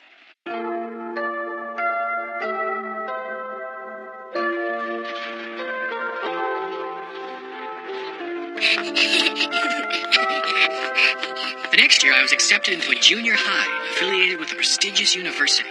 It was a private school run by Christians. My mother didn't want me to go because the tuition was expensive. But the admissions counselor convinced my mom they could make special arrangements for bright students. Mom! Huh? I did it, Mom! I got accepted! Really? That's just wonderful, Chiro. Now that you've proven how hard you can study, I know that you will do well at public school. No way! I want to go to a private school. They said they make special arrangements so we don't have to pay tuition. But it's more than just the tuition. I'd have to buy you a uniform and you'd have to take the train. It's a lot of money. You know we really can't afford all of it. Come on, Mom, let him go. Once I'm done with junior high, I'll be quitting school. So pay for Jiro to go instead. But Ichiro, that's not fair to you. Come on, he's the smart one, not me. And studying is something that he really likes to do. But still...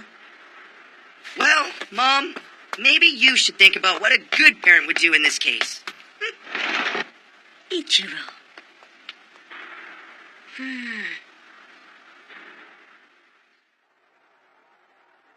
And Jesus warned his disciples, "Be watchful, be alert. You do not know when the time will come." Like a man who is traveling, he leaves home and places his servants in charge, each with his work, and orders the gatekeeper to be on the watch. Watch therefore. When I began junior high, I realized for the first time that there were other sorts of adults. There were people in the world who were completely different from the ones I'd grown up with. Very soon, my own neighborhood wasn't good enough for me. I looked down on it and the people who lived there. Every day, I hated coming home. I was determined to make a life for myself where I'd never have to come back.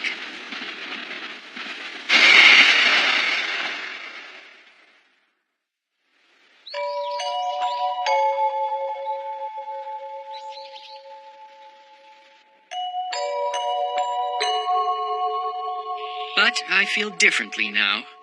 Now I understand why the people back home seemed happy. So anyway, Jiro, are you going to help me get my son into the school that's connected with this university? Or aren't you? Well, you see, that all depends on your Ichiro's academic ability. It's not something I have any control over. Don't give me that BS. Come on, even I know. All it takes is money and connections to get in there. You're a prof there, for crying out loud. It should be easy for you to get your nephew in. Look, I just run a small yakitori place, but it's a busy little spot, and I know that I can come up with the cash. Ichiro, you have to understand this is a Christian institution. The principles of Christ's teachings are our foundation. There's no way we can accept bribes from anyone at any time. Are you telling me there ain't no way you can help us? What I'm saying is he should take the exam. I've heard enough. If that's how you feel about it, then I got something to say. If you don't consider me your brother anymore... Ichiro... Then you're no brother of mine!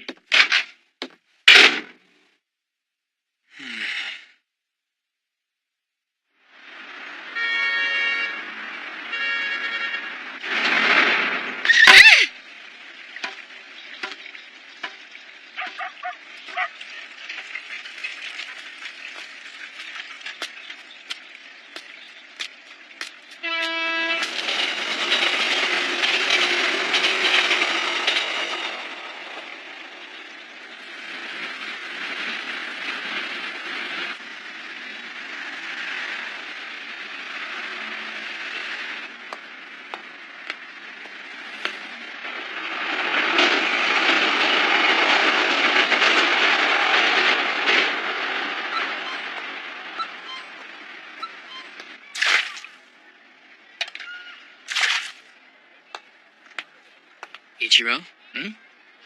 Jiro. So you've come around to my way of thinking. Come in. Christian school or not, money talks wherever you go. I mean, you go on and on about the Lord and everything, but here you are having a drink, and I'm sure you check out women sometimes. Who said I was a Christian? Oh, you're not? Mm-hmm. Ichiro, there's something I want to ask you. Yeah, what's that? Why is it that you want your son to go to my school so badly? Why do I want him to? Well, because I want him to grow up to be one of them smart, educated guys like you. I don't want him to end up old and running a yakitori shop like me. Ichiro, don't fool yourself into thinking I'm any better than you or even happier than you. In fact, I'm the one who didn't even come home when our own mother was dying. Well, what can you do? You sure did have to put up with a lot of crap from that old hag of a mother we had. That bar was always more important to her than you and me, and she never had any money to show for it. True, if 10 customers were in that bar, it was pretty cramped, but it wasn't like we were so poor that we couldn't afford to send you to private school. Huh? That's right. Now, I don't know if it was because she liked people or what, but anytime one of her customers flattered her, she'd let them run a tab, and she wasn't exactly careful with the money she did make. She got talked into guaranteeing a loan for someone, only to lose her bar in the end. I mean, what can you say? But come on, Ichiro, admit it. You loved Mom, right? Don't be dumb. But I remember it well. Whether it was when she lost the shop or when she got sick, it was always you who took care of her. I'm the oldest. I didn't have a choice. And when the shop was taken over by someone else, I was secretly happy, unlike you. How come? I just started university, and I figured that without the shop, I'd never have to come back to the neighborhood again. Don't worry about that. I mean, look at where you are now. You worked like a dog to put yourself through school. And look at you now. You're a professor.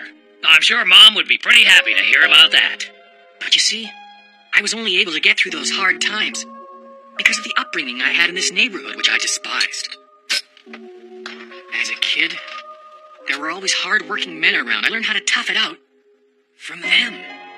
Well, I guess you probably are right about that. But the point is, if you can graduate from college, you can earn more cash and make life easier. And that was your plan, wasn't it, Jiro? I thought so. Or at least I did at the beginning. But then I met a certain professor who made me start to see things a whole lot differently. How did he manage that?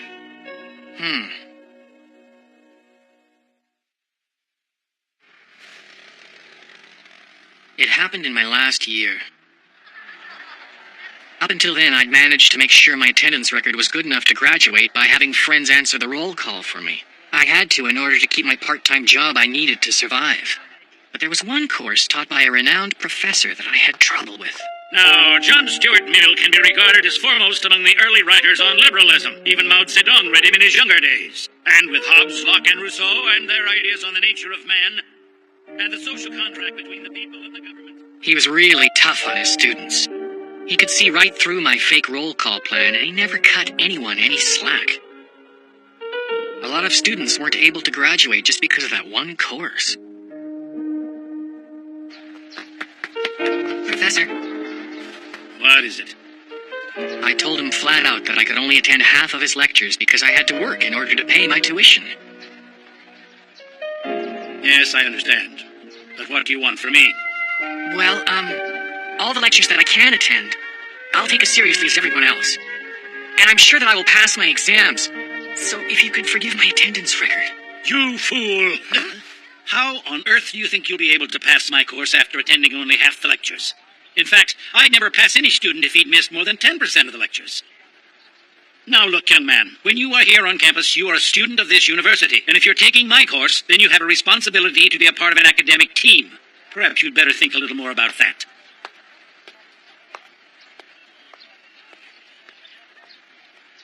I was in a desperate situation.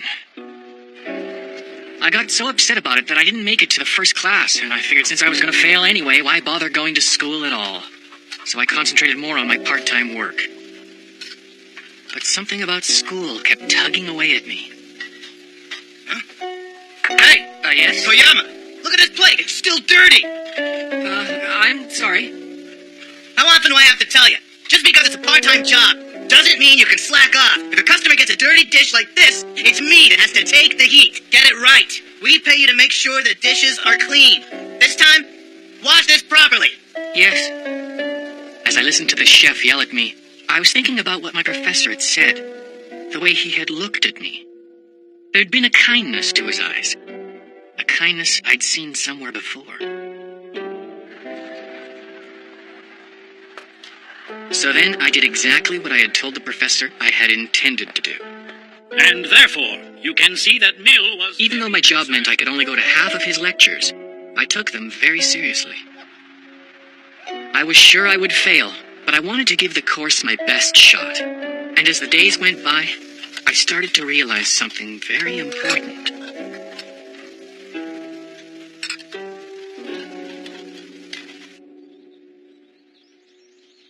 But when the final exam came around, it was one of the hardest tests I'd ever seen. Huh?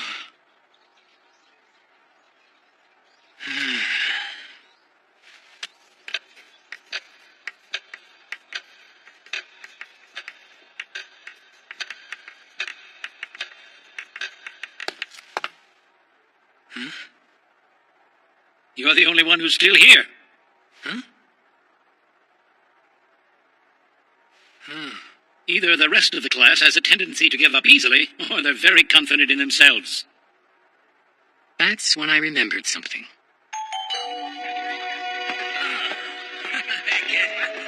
The prof's eyes. They were the same as the workers heading home at the end of the day. You have 10 minutes. Do the best you can.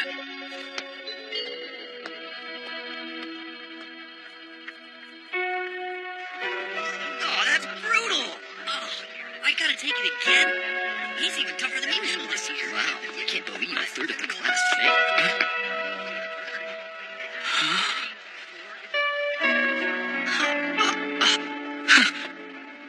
Professor! Thank you very much. You don't have to thank me for anything. But there's no way. I didn't deserve a perfect score. Don't be stupid. There is nothing wrong with my grading. You worked extremely hard, and you earned that score. Well, anyway, thank you very much, sir. I had to struggle hard through my student years, too. I had to work to get where I am, but that wasn't everything. Above all, I succeeded because I believed in the world. Believed in the world? That's right. You must become a man who believes in the world.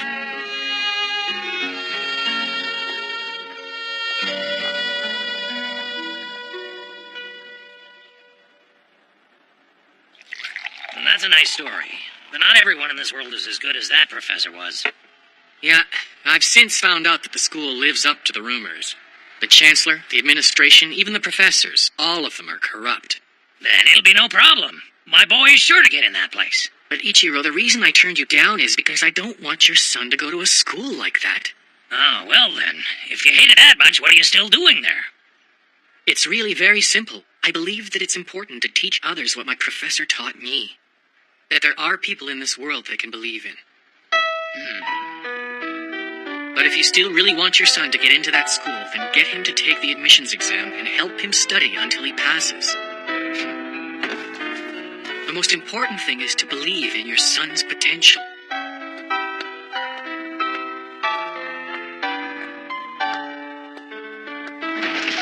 Ichiro, what I've learned from my education is that the power of love and of belief is so much stronger than anything else. Bye, Ichiro.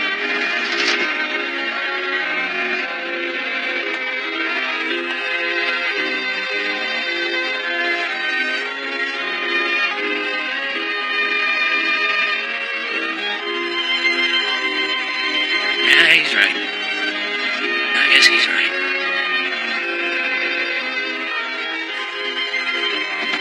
Okay, it's time to get back to work.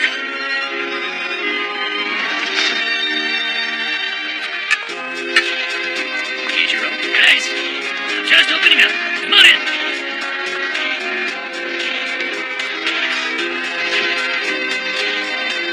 How old is he? He was at the Tokushima Bureau for 2 years, then he spent 7 years at headquarters. That makes him 31. 31, huh? Then he's old enough for us to send him out into the trenches.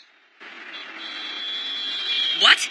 You want me to be a regional correspondent?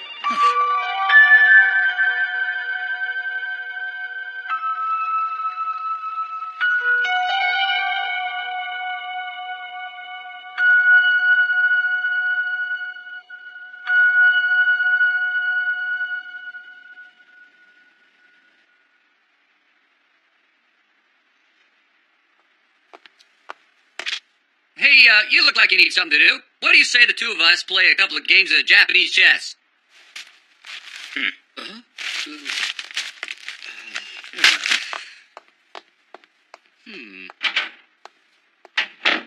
Well. It looks like Maicho sent us quite a character this time. I sure hope he's not going to be hard to get along with. Yeah, right. But he's going to have to face reality sooner or later. None of the newspapers have more than one man assigned here, and the only way to survive is to share our leads. Can't really blame the guy. Up until a week ago, he was an ace reporter, working in the news bureau at Maicho headquarters. Now he's suddenly a regional correspondent. That's enough to make anybody pissed off.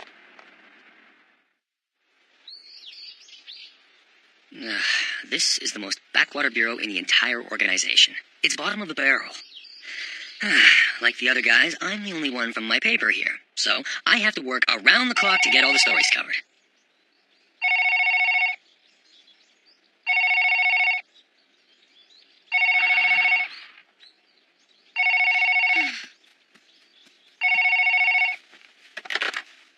Hello, the Maeda residence. Oh, yes. Yes? Honey, it's the Kitaoka regional editor on the phone. He says he needs an article for tomorrow's edition. Right. You want me to be a regional correspondent? I apologize for the short notice, but we need a man in Kitaoka right away. Look at it this way. It'll be a great experience for you.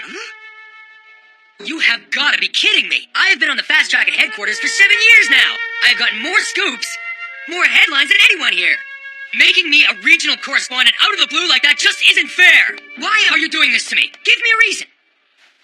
Maeda, this is an order. An order. And if you don't like it, you can always resign. And now, if you'll excuse me, I have other things to deal with.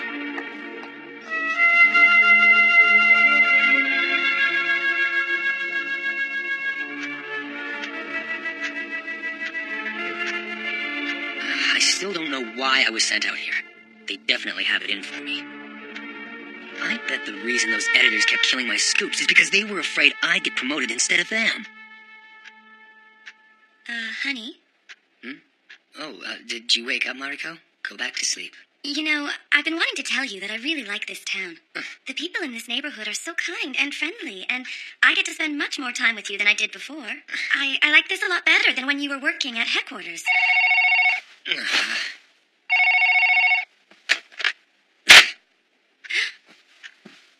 That's great. I hate this place. I don't want to write a single headline about this hick town. I couldn't care less what happens here. Okay, so don't try and make me feel better. Oh, honey.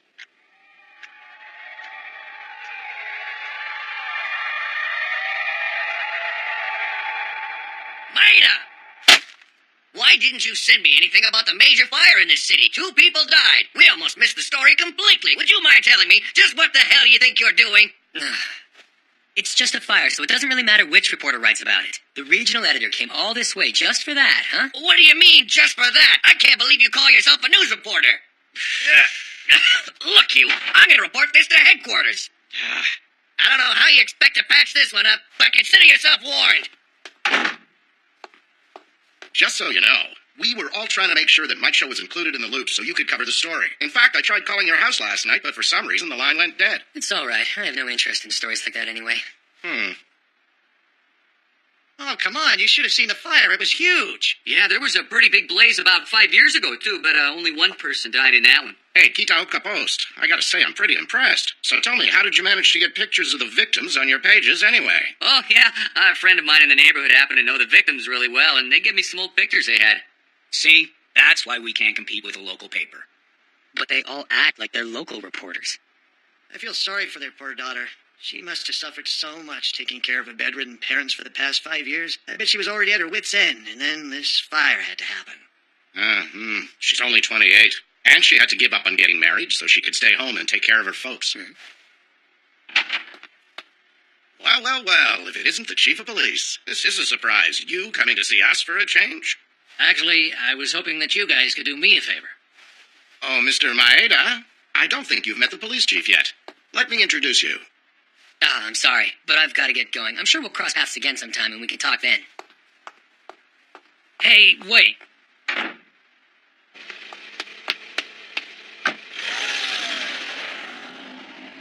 A 28-year-old girl takes care of her bedridden parents. A fire breaks out and she's the only one who survives?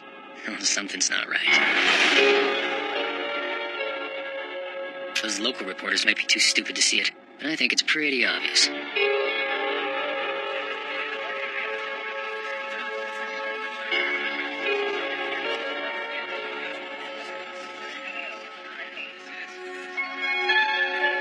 Are the regional police here as well? Yes. And where did the fire start? All I can say is that it started in the Nagata home. And that's also where the daughter of the victims lived, correct? That's it for now. We'll be issuing a press release at some point. Thank you.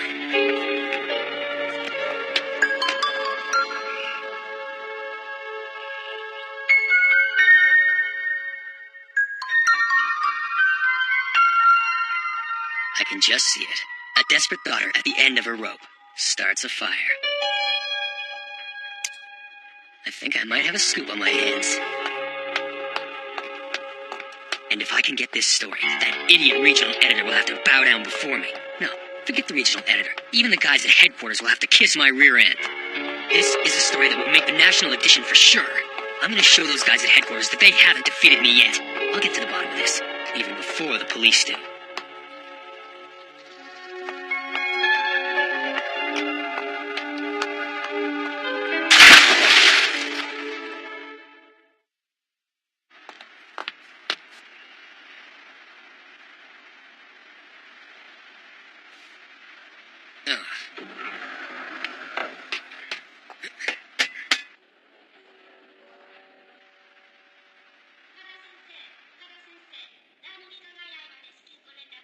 Let's go over a few things again.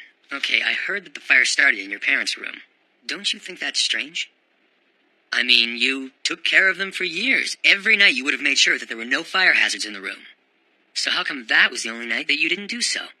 And wouldn't you have noticed the fire before it had a chance to spread? It's okay now. Huh? I was exhausted. What do you mean by that? I was exhausted from a life of taking care of 2 disabled parents. I'm sure Mom and Dad knew it too. They saw me even while I was pouring kerosene over the floor, but they pretended they were still sleeping. So what you're telling me is that you... Yes. Hey, what do you think you're doing in here? Visitors are not permitted in this room. Please leave right now. Sure.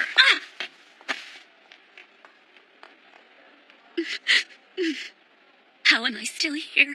Why was I allowed to survive? Why me? I did it, and I can still make the evening edition. Oh, it would be a total waste to just print this on the regional edition. I'm sending it to headquarters. It's Maeda of the Kitaoka Bureau. Don't say anything, just take down what I'm about to tell you.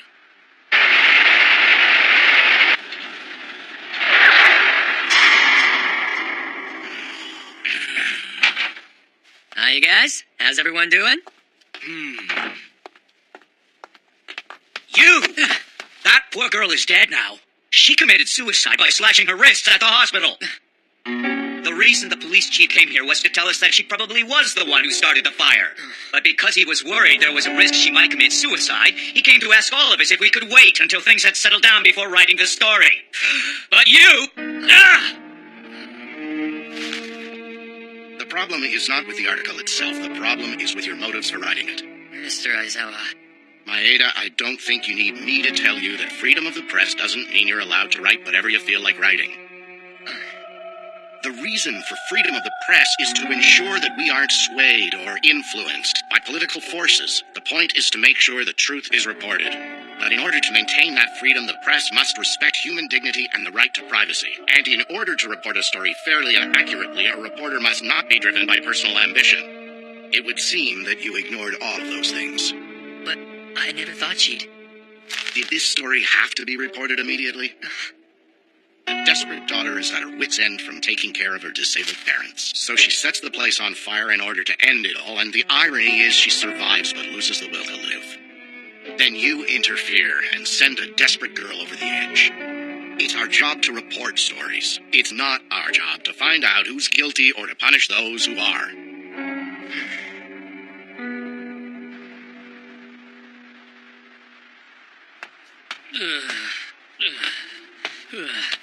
What's the matter with writing the truth? Freedom of the press doesn't mean you're allowed to write whatever you feel like writing.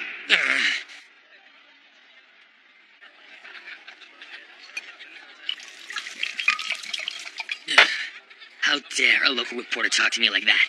Press ethics, my ass. A newspaper reporter makes his mark by getting scoops.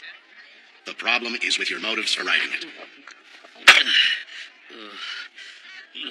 And if I can get this story, that idiot regional editor will have to bow down before me. No, forget the regional editor. Even the guys at headquarters will have to kiss my rear end. I scooped those loser local reporters. They're just jealous of me, that's all.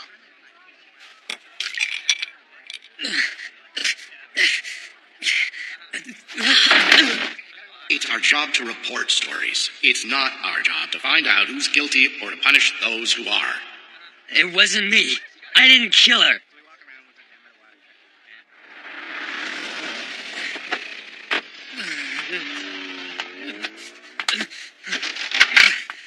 Hello, I'm home. Hey, where are you? Marco?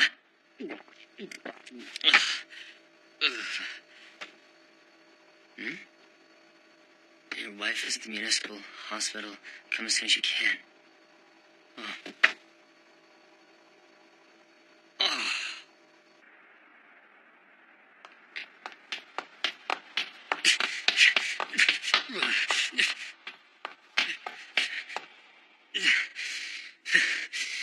Hey! Your wife called the press club to tell you she was going into labor. We couldn't get a hold of you, so we all brought her here. And we made it just in time. That's right. Careful if you miss the birth because you're out working. I bet she's gonna let you have it.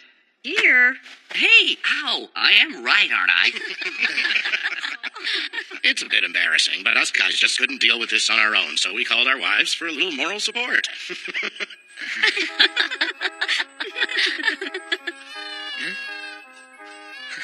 Hey, congratulations! You have a healthy baby girl! Congratulations. Congratulations. Yes, congratulations. Thank you very much. Ah, well, what a big relief that is. Guess it's time for us to go. Mr. Ozawa?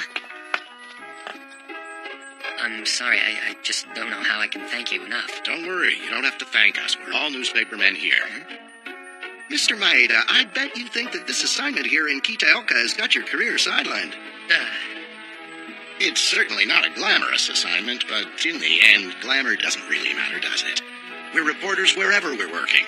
It might sound like a cliche, but as long as we take pride in the work and do the best job we can, we're newspapermen, no matter what. There's no glamour and no sidelines in this job. Mr. Aizawa. And sometimes I think that pride is really the only thing that keeps us going. See ya. Come on in, Dad.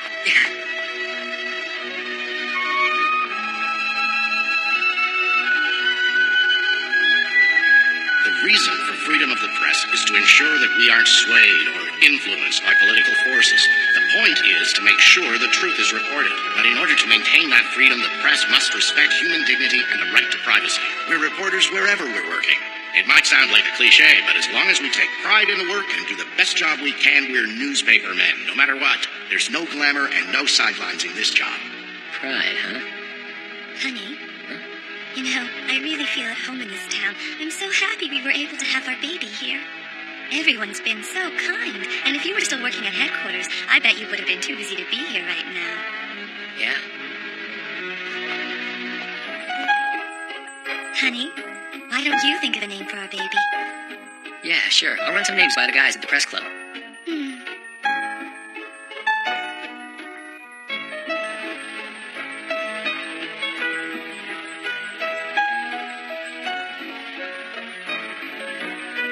Okay, then, I move that we begin to consider that editorial policy in April. Oh, yes, right. Abe, have you read this? Yeah, that's one of the regional editions. That reporter sure did write a nice story. Let's just say I have a feeling that man will be seeing the cherry blossoms of Tokyo and not Kitaoka next spring. I'm sure you'll be disappointed.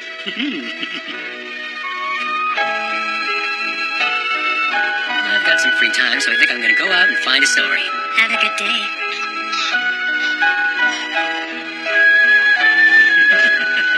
Tamara, your salute is wrong. Your hand is positioned too low, according to our guard regulations. Yes, of course. And there's no way you'll be able to carry out your guard duties effectively with a uniform in such a terrible mess. Keep in mind that at the same time as you are watching the prisoners, they are also watching you. You really are a piece of work, aren't you? You can go now. Right. Please excuse me.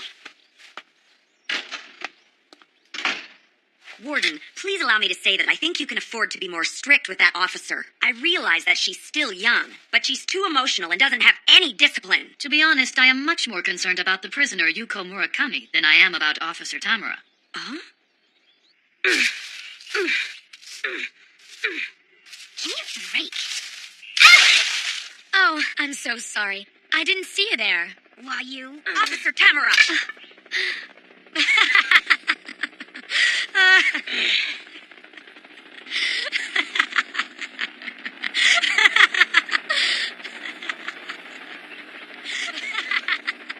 Damn.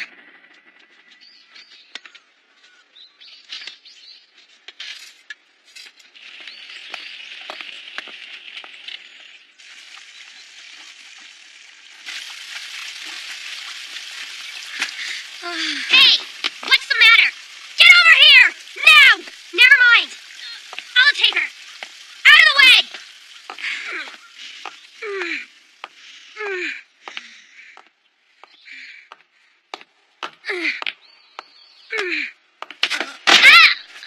Doctor, come quick! Is she gonna be all right, Doctor? Well, what she's told me is that she has anemia, but to tell you the truth... She's faking it. Officer, she clearly took advantage of the fact that you're a new recruit. She will not get away with it. I won't let her. Warden, I'm sorry, but I can't take it anymore. Please do something about Yuko Murakami. You want her in solitary confinement? Yes.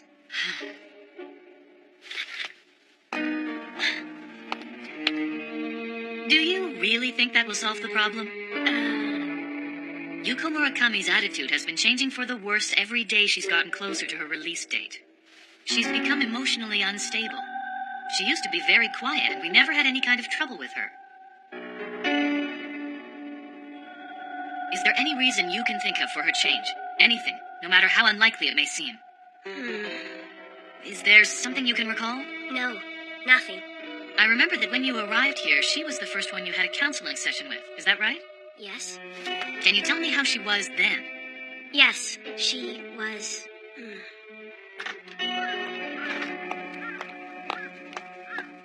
Hello there.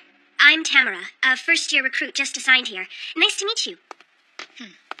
So, well, let's see. Is there anything about life here that's been bothering you or troubling you? You can tell me anything. Really, I want to help you. And not just you. I mean, I want to help each and every prisoner here. It must be hard. But if you just do your time here and show remorse for your crime, I know you will be able to rebuild your life. People will start forgiving you. Society will be willing to accept you again. And it was then that she started to talk to me about her life. She said she was born to a poor family and that she was always hungry as a child. She started by stealing food, and that eventually led to burglary. And she told you all this herself? Yes, and that's when I told her living in poverty isn't an excuse to commit crimes. Even poor people can lead good, respectable lives. I asked her how she felt about giving poor people a bad name. I understand. I will think about how to handle Yuko Murakami. Yes, please excuse me.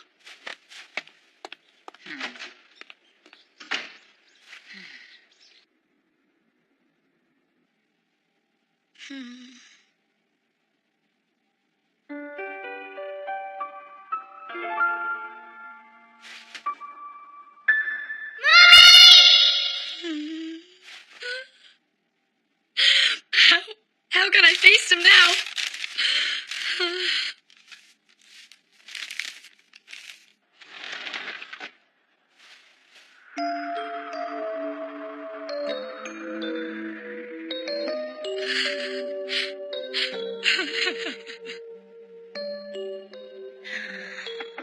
Excuse me, Officer Tamara? Yes? There's something else I wanted to tell you, but I couldn't while Yoshida was around. Oh, I see. Go ahead. What is it you're writing there? This? Oh, yes, I guess it's like a novel. A novel? I really enjoy writing. I like to think I might be a novelist one day. My friends told me that if I got a job like this, I would be able to hear many interesting stories from the prisoners, and that would give me all sorts of good material to put into my novels. Well, that's what I used to think, but... Go on. Well, you see, it seems to me that people who commit crimes usually have pretty predictable stories. Just like that prisoner, Yuko Murakami, for example. Is that so? Actually, the reason I'm here is because I have a request to make. I would like for you to take a look at a file we have on Yuko Murakami. Her prison file? A novelist does have to know how to write, but she also has to know how to get inside the minds of other people. Anyway, I'm sorry for disturbing you.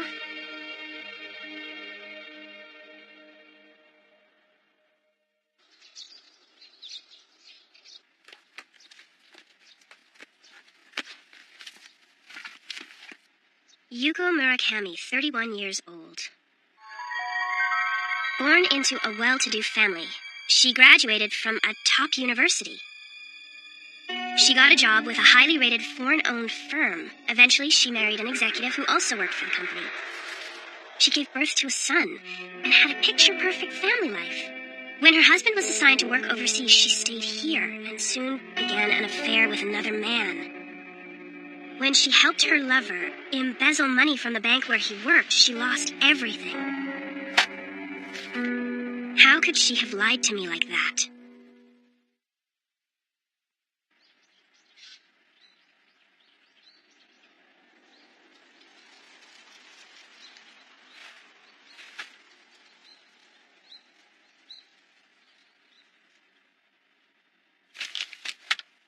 Please get Officer Tamura for me.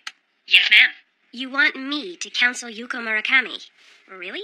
Yes, she sent me a special request, so I thought it would be best for you to be the one to look into it. But what is it she wants to talk to me about? I honestly don't know. Well then, I can always get someone else to do it if necessary. No, you can leave it to me. I'll take care of it.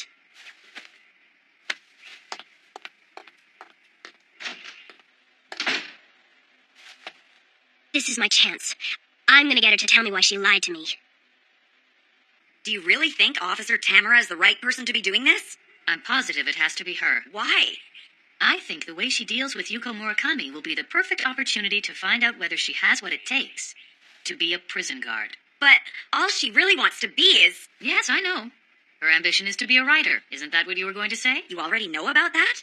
She told me herself the other day, but I have been watching her carefully since she got here. And I can see how she's maturing. She used to believe that she was a fundamentally different sort of person than the prisoners. But now... Now she's come to understand that the prisoners are not any different from anyone else. They're real people who have experiences and emotions like anyone else. Yes. You know, Warden, she actually reminds me a little of myself in my younger days. Me too. The best thing we can do is to try to put all of our trust in her. You? You have a problem with that? Now, in our last counseling session, Yuko, you weren't exactly honest with me. Listen, I know the truth now. I haven't lied. Of course you have. Earlier you said that you'd been born into a poor family, and you made it seem like your life had naturally led into crime. I figured that if that were the truth, if I really had grown up in poverty, I could feel a little less guilty about the crime I committed. I was just trying to convince myself, you see. No. Back then, I really had convinced myself. The closer I get to my release date, the more I gotta face what I was really trying to escape from. You know, I was so happy back in those days. Being with my husband and taking care of my precious little boy, who I love so much. Now when I'm all alone, I can't help but remember. I destroyed everything I loved by committing one shameful crime. Thinking of it tortures me. I can't bear it. If I said I didn't love the man that I had an affair with while my husband was working overseas, well, that would be a lie. But a day never goes by without me thinking of my husband and my son and feeling guilty. I'm being threatened by the mob. They will come up with the money and then I'm gonna have to kill myself. I'll die with you. No, don't be foolish. I'm not letting you do that. There is one way to get out of this. There is? But I'll need your help, Yuko. What is it? Tell me. If there's anything I can do for you, I'll do it. I was very lonely. I don't know what came over me.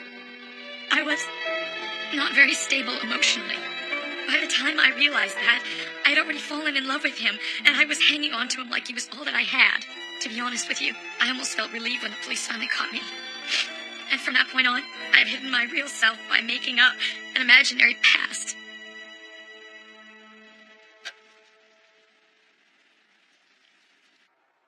Did I tell you that my little boy's name is Shuhei? Mommy! He'll be 6 this year. We had so much fun back then. We played together all the time. I showed him how to do origami, just like my own mother had taught me. Okay, you fold it like this first, and then you fold it back like that. Since he's a boy, the first thing I taught him was how to make a paper airplane. We would go to the park and fly the planes we'd made. airplanes that Shuhei and my husband made would never fly. The two of them would get all upset. It was funny to me how father and son could be so similar to one another. And there I was. So what's this about a special request? I wrote a letter to my husband who I divorced and to my son. A letter? I want to know if he'll forgive me and take me back. That is, if he hasn't remarried. I want him to think about it before I'm released. I've tried and tried to write that letter, but I just can't do it. All of those airplanes are failed attempts at that letter. I'll be released on December 4th. If my husband is willing to forgive me, I want him to send me a sign. I've asked him to fly a paper airplane over the wall of the watchtower on the 1st of December at 11 at night. But December 1st, that's only a week from now. By the watchtower at 11 o'clock. You're lying to me! When you finish your work at 4:30, the rules are that you have to stay in your cell until it's time to start work again the following day. So how could you possibly be there at night? I can't believe you lied to me again.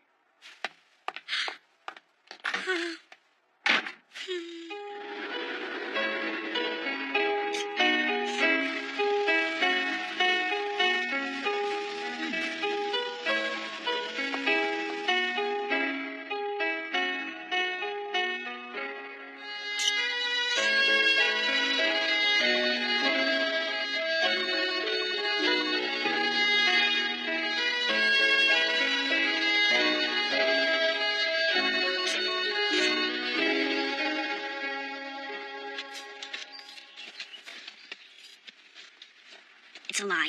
Oh, it has to be a lie. But I don't know why I'm still feeling bothered by this.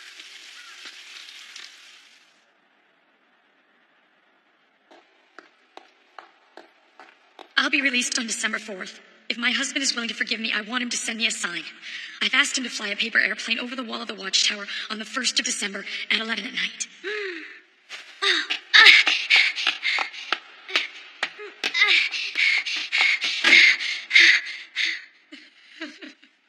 I knew it. Yuko! Why would you make an arrangement for a time when you aren't allowed to go out? I was afraid. There was no way he was going to come. But why? I don't get it. You could have asked somebody else to go and watch out for the airplane for you. There's no way he's going to come. So that's what it's all about. Just wait, Yuko, all right? Deputy Yoshida! Deputy Yoshida! What's the matter? Did something happen? Please, I need you to open this door. Add the door to 203. 203? What on earth are you talking about, officer? Please, hurry.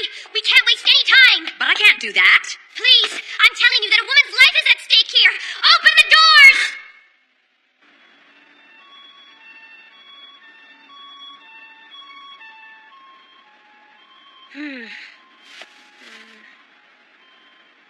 I thought someone's life was supposed to be at stake here. I'll go bring them back right away. Just hold on. But it's okay for me and you to wait here a little bit longer.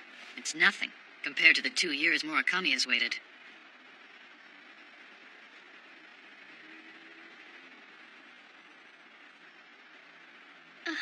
Thank you. Huh? Thank you very much.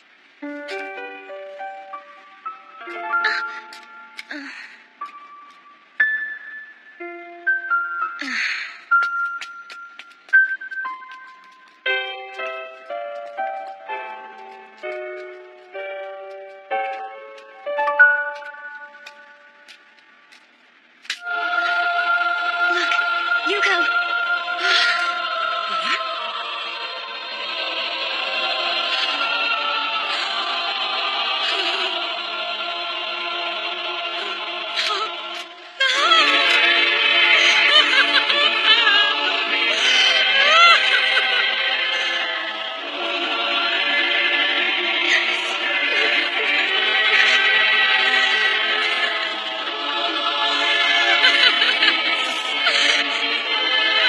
Every day, there are normal citizens who turn into criminals.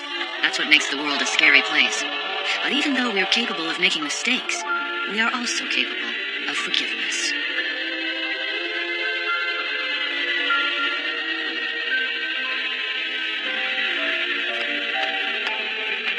Let go of me!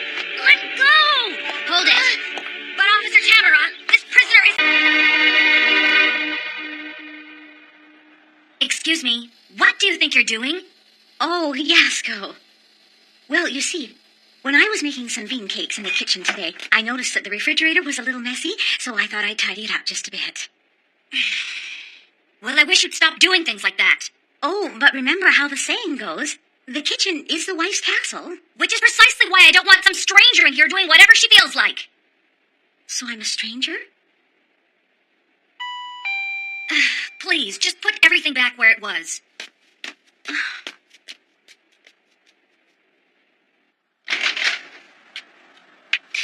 Mrs. Suzuki. Hi, I wanted to bring something over to thank you for giving us those bean cakes. They were really delicious. Your mother-in-law is such an excellent cook. My mother-in-law? Yes, she stopped by the other day. Hello there. I'm Fatoshi's mom. I made these myself. Here, I'd like you to have some. Well, please be sure to tell her how much we all enjoyed them. Okay, thank you. Bye.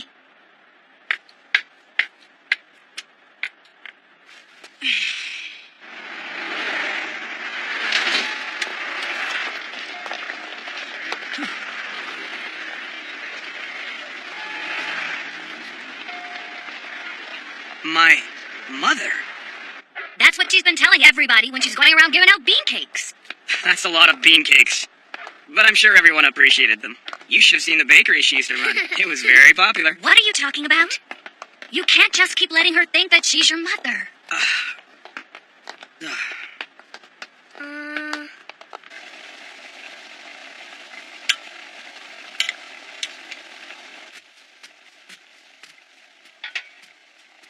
She's up to something again. Oh, good, you're home. I'm cooking up some sweet beans. I thought about making some rice dumplings for you, too. You've always loved rice dumplings ever since you were a little boy. Do you remember? You took rice dumplings to that picnic you went on in kindergarten.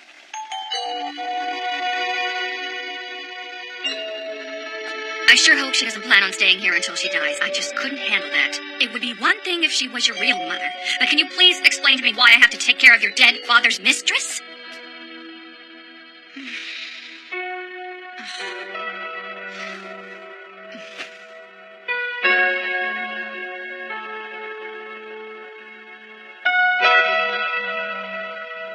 It's true.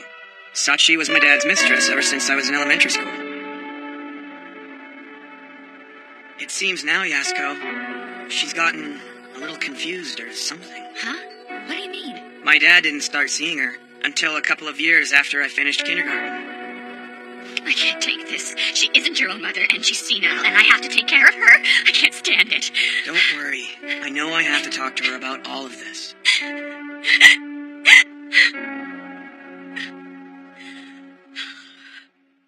Goodbye, teacher!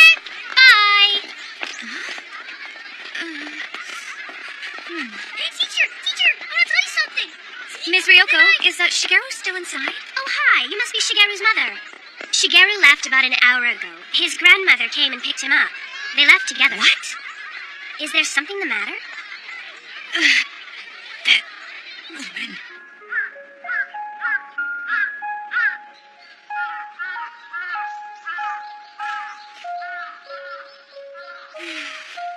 I wonder where she could have taken him off to.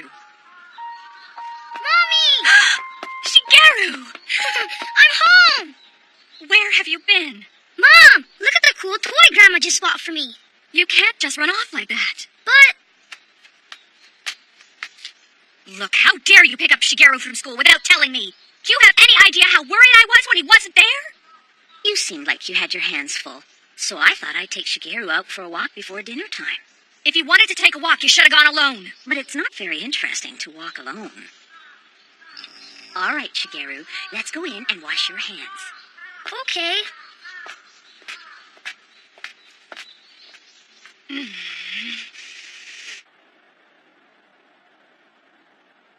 So, where did she take Shigeru anyway? You know that park over on the hill? She said she put Shigeru on a swing and sat there watching him. The swing at the park, huh? Is there something unusual about that? Well, you see, about 25 years ago, Sachi and I spent an afternoon together at the park. My father didn't usually have much time for me, but I remember this one day he said he wanted to buy me some treats. So we went to the bakery where Sachi worked. I think it must have been during summer vacation when I was in the 1st or 2nd grade. Of course, I didn't know she was my father's mistress, but I remember how nice and elegant she seemed, at least to a little boy. We went to a local park where the two of them watched me on the swing.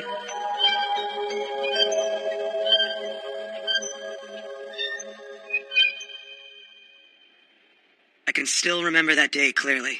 I think that's the only time that me, my dad, and Sachi went to the park together. Well, I think it's time for you to take her back to her old age home.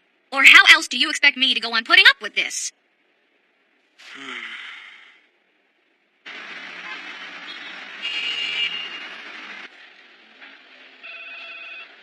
Hey, Futoshi. Huh? What do you say we go get some lunch together? Sure, let's go. What? You're transferring me? I know that you've just built your house, and so it's very difficult for me to ask you this. I'm sorry. Listen, I'll make sure that you're able to return after a year or two. Please, you're the only one who can save the Sendai branch. That office is the key to our Tohoku plans, and we can't let it fall apart. Please.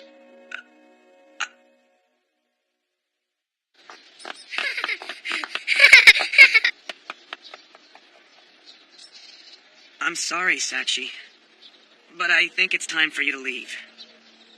It may seem strange that I'm telling you this before telling my wife, but I'm being transferred and I'll be moving to Sendai. But didn't you just have this house built? Yes, that's right, and that's why I'll be going by myself. That means... Don't worry about the house. It'll be in good hands while you're away in Sendai. There's no need for you to worry. Yasuko and I will make sure we take excellent care of the house while you're away. That's not what I was getting at. If I'm not around, Yasuko will... what I'm trying to say is, she's having trouble living with someone she doesn't know, and... What do you mean by someone she doesn't know? After all, I gave birth to you, didn't I? Huh? Sachi, Honey, have you spoken to Sachi yet? Yasuko, do you think it's possible for someone to go completely senile in 7 years? What? And is it possible for their personality to totally change? With Sachi, I mean. Sachi! Sachi! My father's calling out your name. The doctor says that tonight might be all that's left for him. Please come to the hospital and see him. It won't do, Futoshi. A woman like me, I can't see him now while your mother's there. What? What are you talking about? You're the one that took care of him when he got sick. Now come on, let's go. Dad had run away from home and gone to stay with Sachi. Pretty soon after that, he fell sick and lived with her there while she took care of him.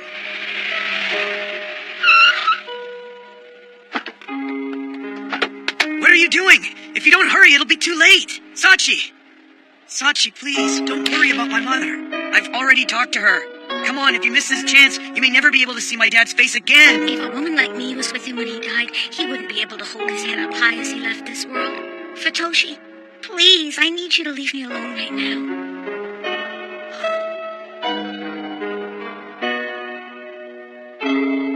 And that's when I realized Sachi had become a member of my family.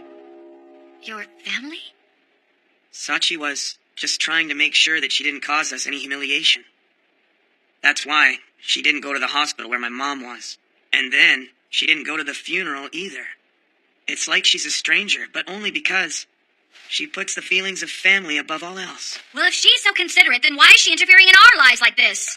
Look, I've had enough of this. She better go back to her nursing home, or else it's gonna be me who leaves. It's okay, I'm gonna have a talk with her. Do you promise?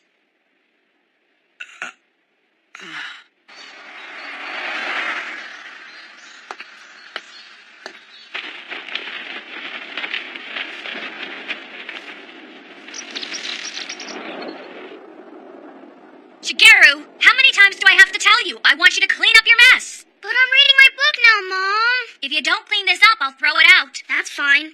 Are you sure about that? Shigeru. Mommy! Well, I warned you, didn't I? If you want it, pick it up and put it away.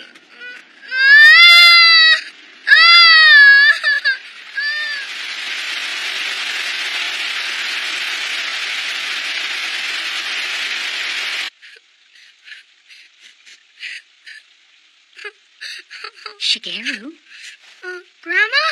I went outside and picked it up for you. So make sure you put it away properly this time. Shigeru, just because your mommy gets mad doesn't mean she doesn't love you. Maybe it's hard for you to understand because you're still a young boy. But you see, all families begin with two people who are strangers. Your mom and dad were two strangers who met, fell in love with each other, and became a family. And then you came into the world, dear. You see, your mom, she gets angry because she wants you to grow up to be a good man, just like your daddy. Now, go and put that away, all right? Okay.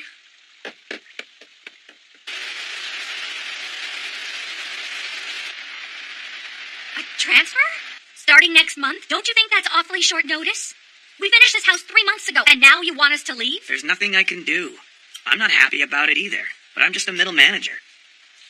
If I complain, it'll end up costing me, so I just have to deal with it. I need you to be patient for a while. So, what about the house? Well, I guess I've got to go alone. No, you can't do that. We're going to go with you. Yasko, please. I promise it'll only be 2 years, and then I'll be able to come back. No. No. There's no way I can live like that. Yasko! And you haven't even kept your promise to me.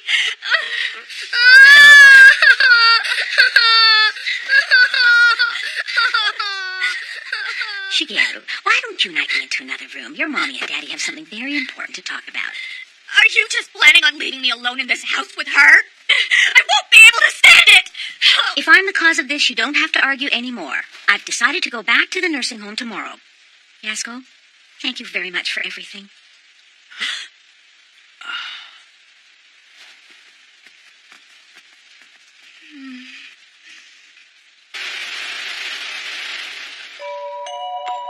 I took some paid leave so I could get things in order before my transfer. Yasko, thank you so much for putting up with me. Goodbye, Shigeru, and be a good boy. Take care.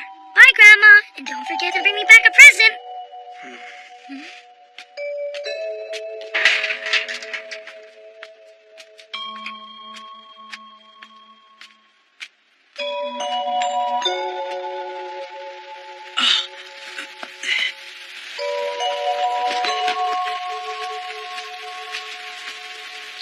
Sachi!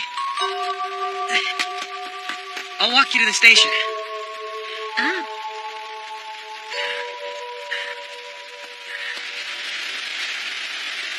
I'm sorry, Sachi. What do you mean? I have a home where there are people waiting for me, Futoshi. The facilities are wonderful, and I have many good friends there. I hope this doesn't upset you too much, Sachi, but I went to take a look at your nursing home. It didn't seem like such a great place to me. And I heard you were having disagreements with the other residents. What am I going to do with you, Futoshi? Even if you knew that, it's not the sort of thing you're supposed to tell me. I'm sorry. I wasn't trying to embarrass you or anything. I just want you to be happy there. You see, I just wanted to know what it might be like. Maybe because I've been holding myself back for so many years. I felt like indulging myself at the end of my life. And that's why I came to your house. It may seem like I'm acting senile, but I'm not actually. Sachi. You see, I've never been able to have a family of my own. And I only wanted one taste of family life before I passed away. Do you remember that night? The night when your father died? And how badly you wanted me to go and see him? I couldn't hold back my tears, even though I desperately wanted to see him before he died. I couldn't, because I felt ashamed. But there was another reason why I was so upset. We've got to get in there before he dies! When you kept pulling my arm like that, I realized how much you wanted me to see him, and I felt a pain unlike any I'd ever felt before. Just for one moment, I felt as though you really were my son. It was the only time I ever felt like part of the family.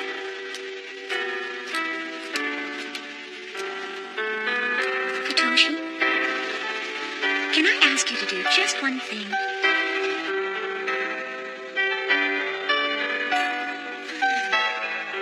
Mommy? Where did Grandma and Dad go away to?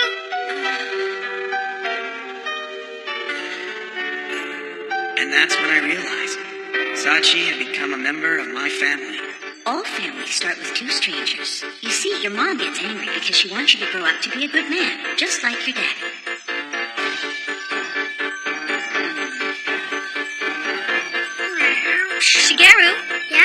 really like that lady? Yeah, I do. She gets angry sometimes, but mostly she's really nice. And she cooks good, too. I like her as much as I like you. All right, it's decided.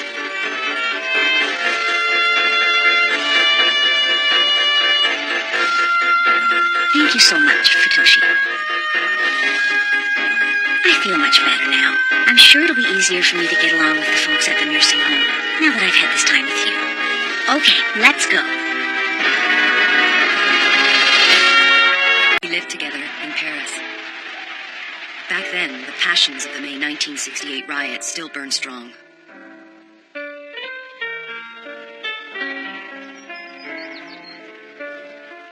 We fell in love there.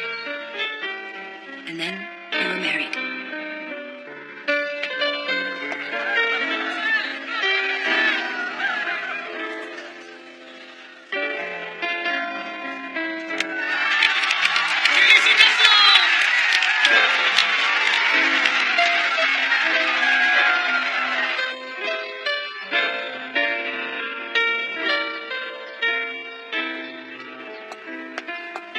Monsieur Sassamar, j'ai un télégramme pour vous.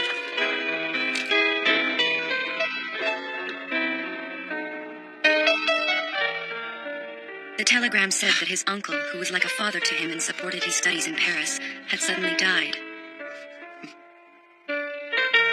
In those days, the exchange rate was 308 yen to the dollar.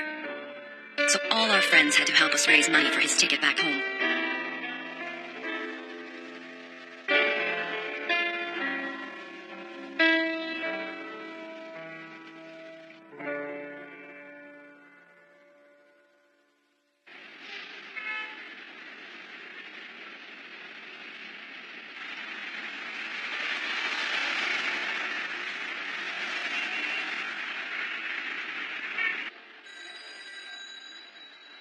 Thank you for coming to the funeral. No problem. I know he'd been like a father for you. Are you, feeling any better now? Yes. Hey, before you go back to Paris, how about doing a little job? A little job? I'd like you to do a poster for us. Oh, don't look so disappointed. We're bidding on the campaign for a major fashion house. We've never been asked to do a print ad like this before. And I want you to create the poster. It'll help set the theme for the whole presentation. So I guess you're only interested in commercial art now, huh? Come on, AG, don't be so naive. Look, this contract is a key factor in whether or not we become a top advertising agency. And I'm asking for your help. Listen, I went to Paris so that I could paint the way I wanted to. Yes, I know that, but come on, I'm begging you. Our president saw one of your paintings the other day and he loved it. He's convinced that you and only you could create the poster. Look, I promise I'll help you with anything else. But a poster, I know you don't like doing this sort of work, but we will pay you well for it. Come on, this is a chance to work for the biggest fashion house in Japan. Our president will pay you so much that you can buy a ticket back to Paris and have tons of money left over. Come on, help me out. Please do it for an old friend. We'll even cover all your expenses. But I can't. I can't bring myself to do a poster. At least think about it.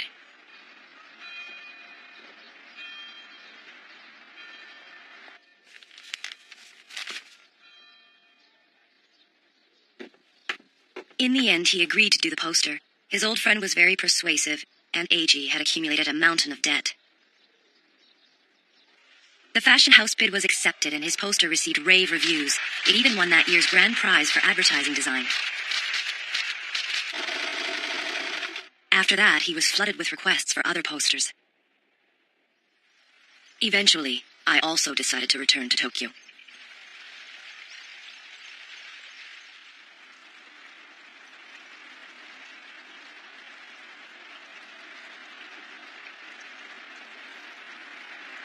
It's been 18 years since then, and AG's had a successful career working as a top graphic designer.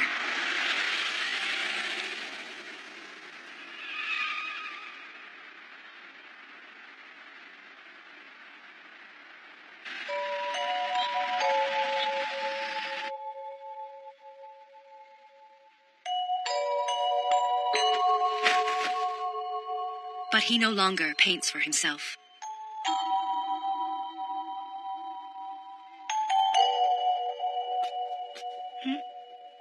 There were times when I would still catch him at his easel.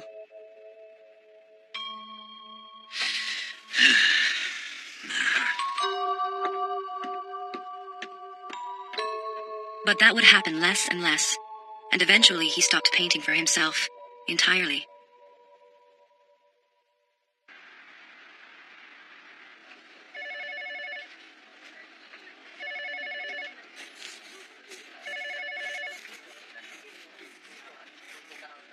Yes, wait just a moment, please. Sir, your wife said she'd like you to come meet her at the coffee shop across the street. I can't get away right now. Tell her she'll have to wait for me.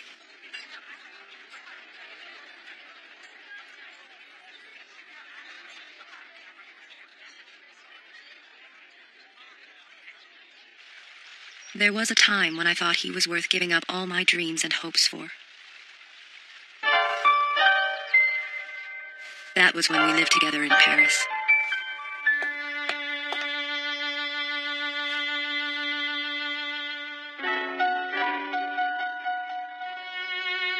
Are you serious about this? Yes. We never had to worry about our future. We lived for each moment and for each other.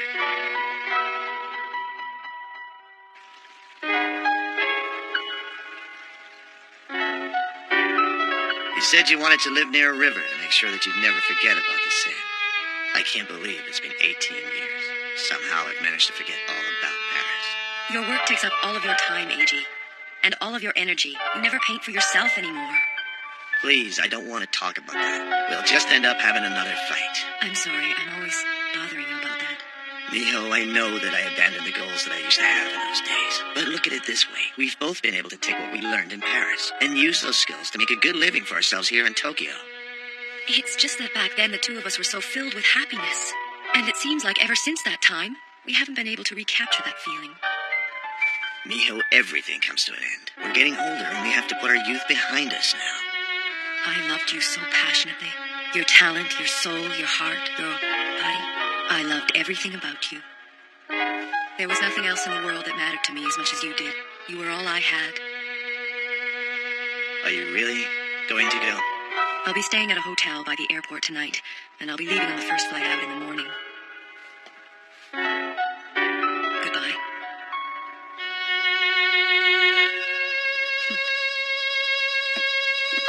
Bye.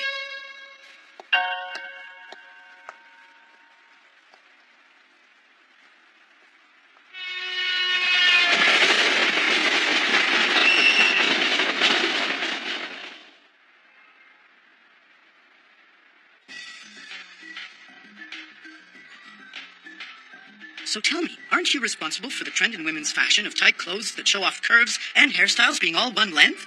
But I'm sure you guys know. People are starting to say that style's on its way out. So what's the next big trend going to be, Mr. Sasama?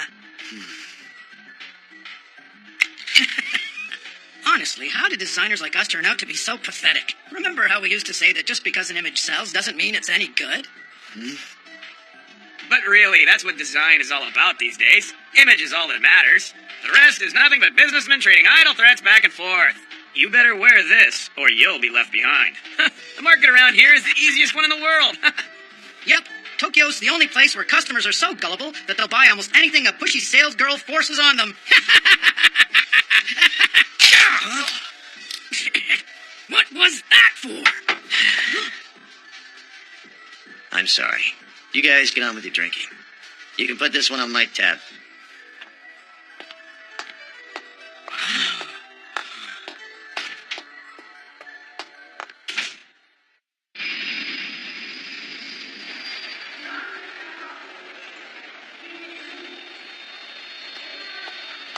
A.G.? Tell me, what's the point of going back to Paris anyway? Times have changed, you know, Miho. The Paris of those days is gone forever now. I know that. But I feel like every time I go to Paris, I discover something new. The truth is, that city used to be everything to me. Used to be. Huh? Look at those two.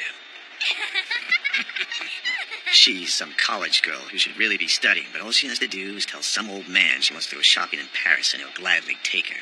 Paris is full of shallow Japanese men and women who just go for the shopping. Everything has changed there. The Paris you have in your mind no longer exists. What? But I'm sure that you would be able to bring back the old Paris. I used to think so, but that was a long time ago. I had this idea in my head that I'd become the next Fujita and start a revolution in the art world. Somehow I actually managed to believe that back then. You were always so strong. You towered over everyone. They both hated and loved you at the same time. And they respected your paintings. You always had something to say. You know what I think, Miho? There's no point in going around saying that all human beings should be equal in terms of their wealth and their rank. The whole reason we're put on this planet is so we can figure out what we want to do with our lives. That's the meaning of life. Each day, every one of us should be going out and finding what we value most. And that's exactly what my art is trying to represent. Your words not only resonated with me, but with all our friends. Everybody agreed with you. You had such a beautiful spirit and a presence that touched everyone around you. But most importantly, you were gentle and kind. Back in Saint-Germain, everyone called you Petit Fujita. They all loved you, and I was so proud of you. Do you still remember that old restaurant we used to go to all the time? La Palette? All of us were so poor back then. Remember how we all used to joke about how we weren't really a group of talented artists from around the world, but just a group of dirt poor kids.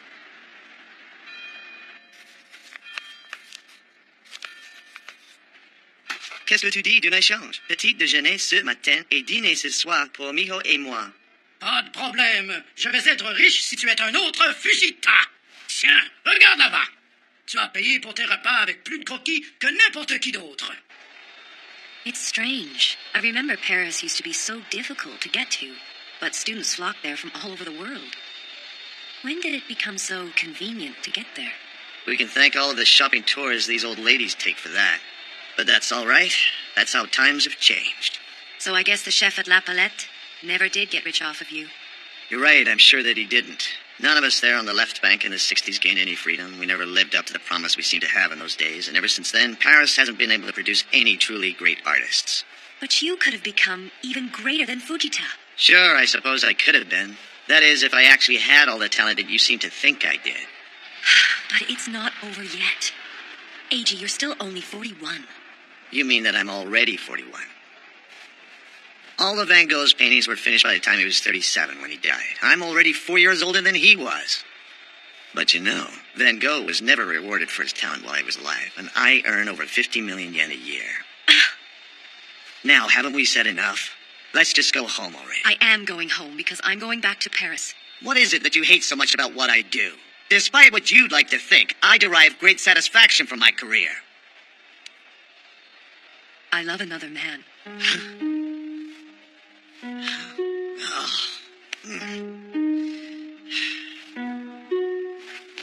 Oh, so that's what this is all about, Miho. I can't believe you. You're terrible. Why didn't you just tell me that in the first place? And to think I used to believe that you were a man who was willing to sacrifice everything for what you believed in. Oh, please, you're certainly one to talk. I mean, look at you. You're nothing like the woman you used to be either. Passengers departing on Red Air Flight 275 from Paris, please make your way to the boarding gate immediately. We will begin boarding in a few minutes. Miho, I'll have the divorce papers prepared and I'll make sure you get an appropriate settlement. I'll send you some money and please send me a letter when you've settled in. Thank you, A.G.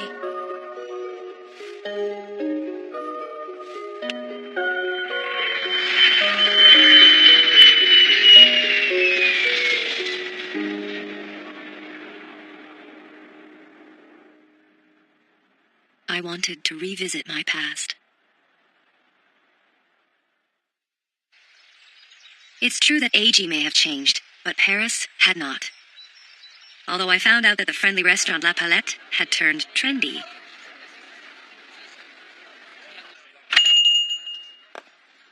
Monsieur, un dessin pour un déjeuner? Je ne sais pas qui vous êtes, mais franchement, je n'ai pas fait ça depuis des années. Désolé. Mais si tu n'as pas d'argent, tu dois partir. Oh, Miho, c'est pas vrai! Oh, je suis si content de te voir! Je suis l'homme le plus riche au monde. De penser qu'une personne de mon passé apparaîtrait devant moi et que je pourrais la tenir dans mes bras. Où sont tous les croquis d'Eiji? Je les ai décrochés et je les ai fait redessiner. Je suis désolé, je ne peux pas le laisser manger à l'œil en échange de ces croquis minables.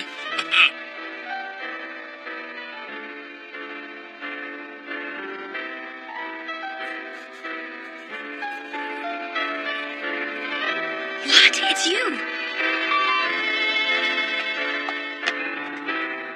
Miho, I'm so happy that you would leave your luxurious lifestyle to come and see me here. But tell me, what was it about that husband of yours you didn't like? He was always about money, and he didn't seem to understand what the real purpose of life was. That's terrible. That's the worst kind of man. By the way, what do you think is the real purpose of life, Miho? Oh, honey, I don't think we need to worry about that right now. Watch yourself going home. Okay.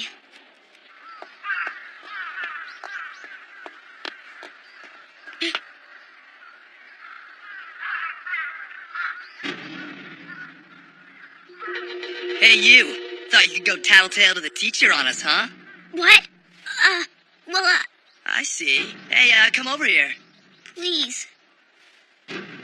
If you know what's good for you, you'll come here.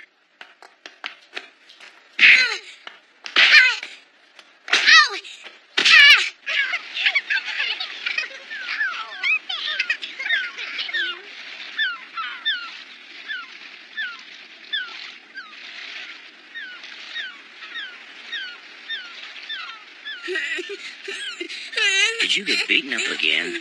Huh? Young man, I think you're pathetic. Why don't you ever give them a taste of their own medicine?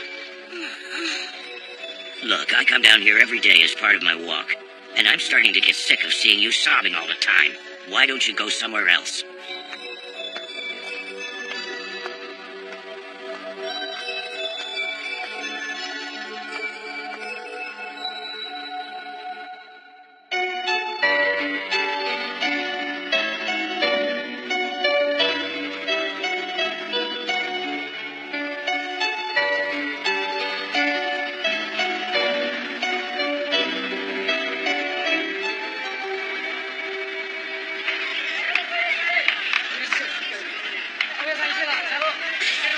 Thank you, ladies. Bye-bye.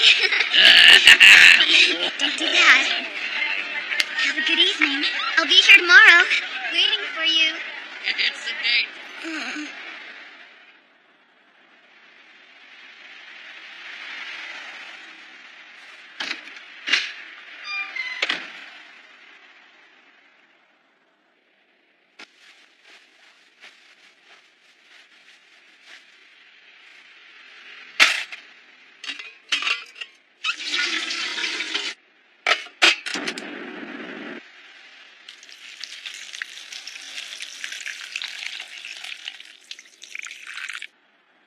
Thanks for the dinner.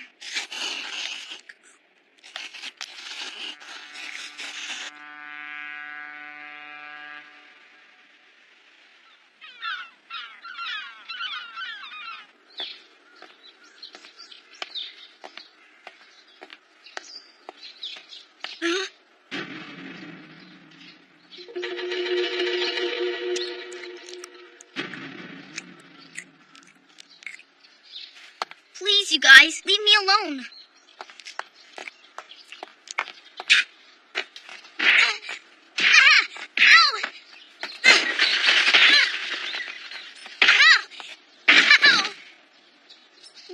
Why do you guys always have to pick on me like this? Please stop it.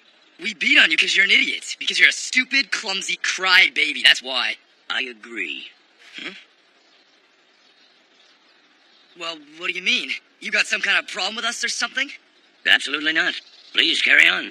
I only want to borrow this wimp when you're done with him. My daily walk is the only pleasure I get, so I thought I'd take this little kid for a walk as if he were my dog.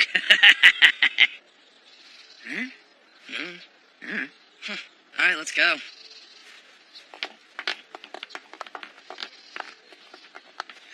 How much longer are you going to cower like that? Now stand up, get on your feet. Yes, sir.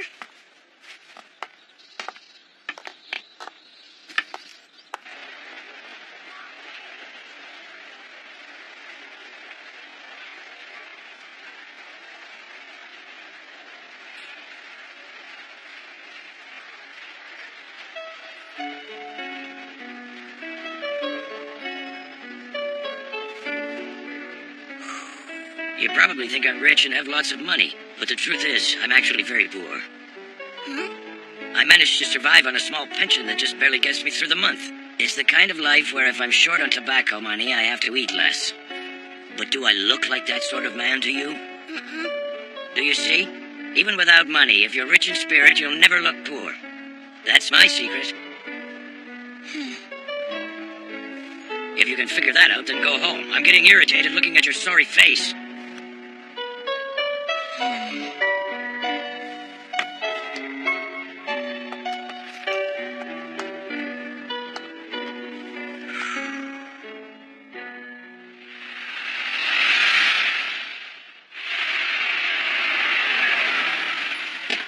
you.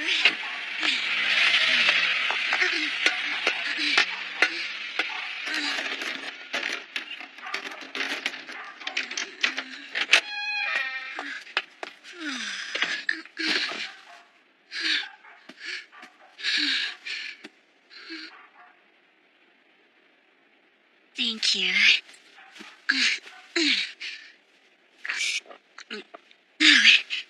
Hey, Kiyoshi, you haven't said much at all about your new school. So how have things been going there anyway? Have you made any friends yet? Oh. I'm sorry about all this. In 2 more months, I'll be able to pay off the debt your father left us. Then things will get better. I'll be able to take a proper day job. Okay.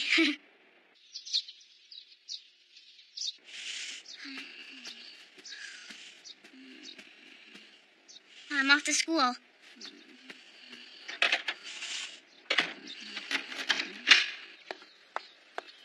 Huh? You're coming with me. You're not getting yourself beaten up again. But everything's gonna be alright in 2 months. In 2 months? Yeah, my mom says that she's gonna switch to a normal day job in 2 months. And when she does that, I have a feeling that I'm not gonna get picked on anymore. What does your mother do? Does she work in a bar or something? Yeah, that's right, she does. My dad got into debt with loan sharks, and then he took off with some other lady, so my mom has to work at a nightclub. She can't pay off his debt working at a regular job, so she has to be a bar hostess. I've changed schools lots of times, but the guys always seem to find out, and then they start picking on me. Today's the day I get my pension money.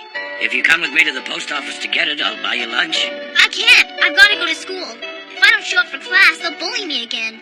You idiot. You have to stop being so afraid of them. They're not going to pick on you just because you take a day off. Come with me.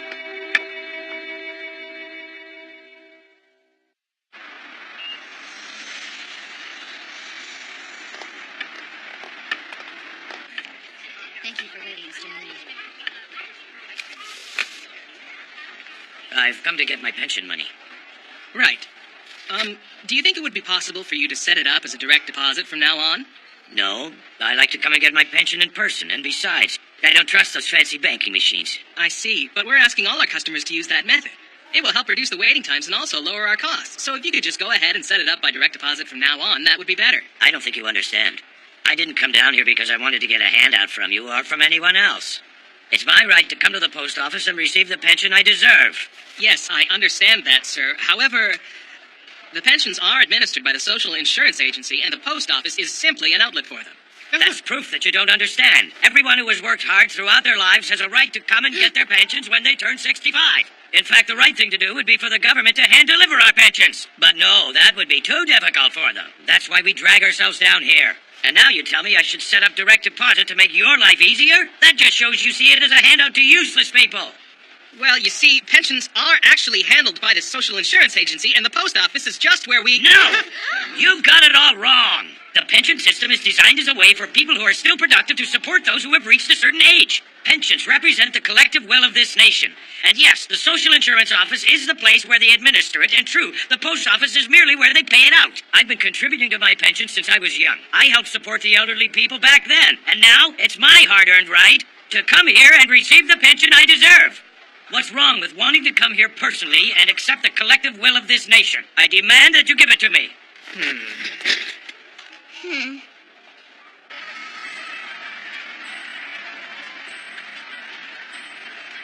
Thank you for waiting.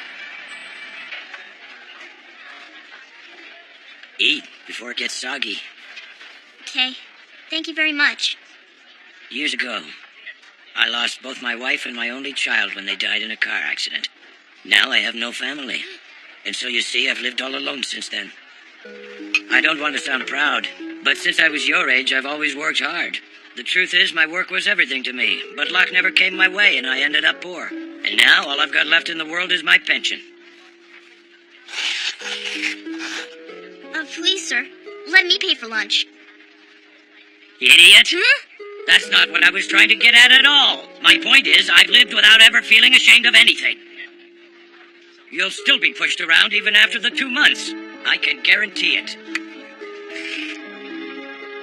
You're not just ashamed of the work your mother does. You're ashamed of everything about her. A man like that is just asking to be bullied. But that isn't true. I love my mother. I haven't been ashamed of her not even once my whole life. It's just that... I know. It's just that you hear the whispers in your ear that say, your mother's a hostess in a nightclub. Your mother's a hostess in a nightclub. Your mother's a hostess in a nightclub, and that's why you're getting bullied. Isn't that what you hear? I used to have a good friend who had whispers in his head like that, too. You are an old man. You are an old man. You are an old man who serves no purpose to society. He used to hear those whispers over and over again. But I decided not to have any pity on friends like him. I don't have any patience for people who allow themselves to live like that. Just like you, it's no surprise they get bullied. Those who keep on insulting themselves are just asking to be kicked around.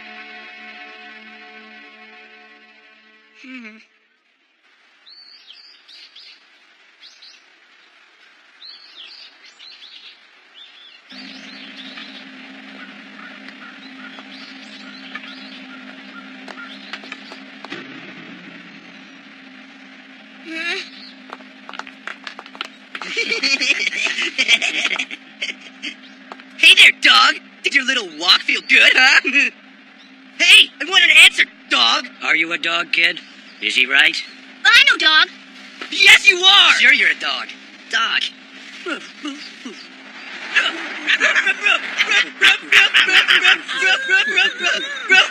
Woof, woof. You idiot!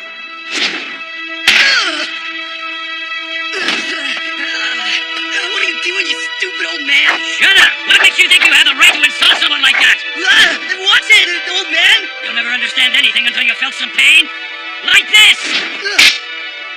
What's going on with these stupid dogs?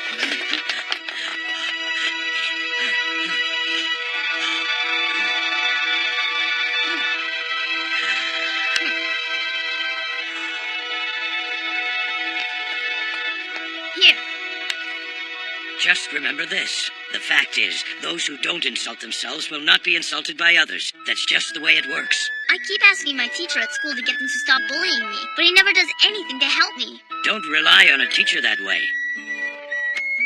Think about it and then solve the problem yourself.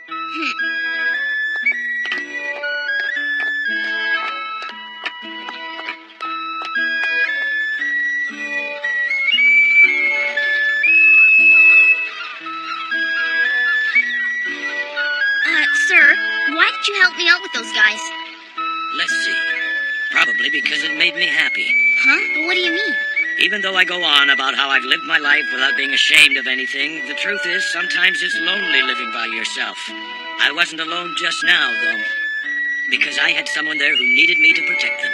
That's why I found the courage to fight those guys, and I think that's what made me happy. You're not alone. I'm sure there's someone out there who needs you to protect them. What's the matter? Well, sir, you know what? I think you've been right all along about what you've been saying about me. But that's not who I am anymore. I love my mother, and I'm proud of her for working so hard to support me.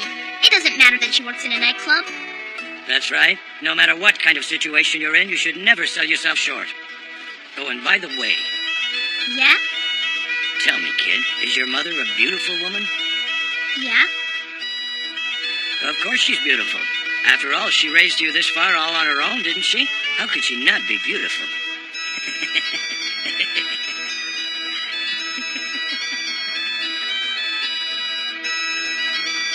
Good night. Good night.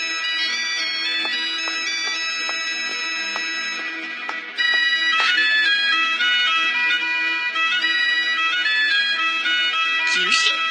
What's the matter? Why are you out so late? Well, you see, when I told this man that you were pretty, he asked me if I could introduce you. I see. And exactly who might you be? Oh, I'm just one of Kiyoshi's friends.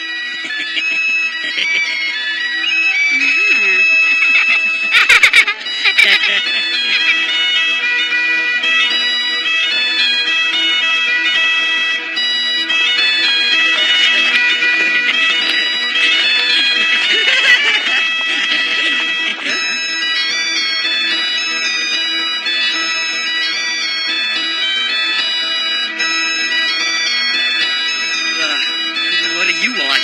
Let me introduce you. This is my mother. She works in a nightclub. Isn't she beautiful? How are you?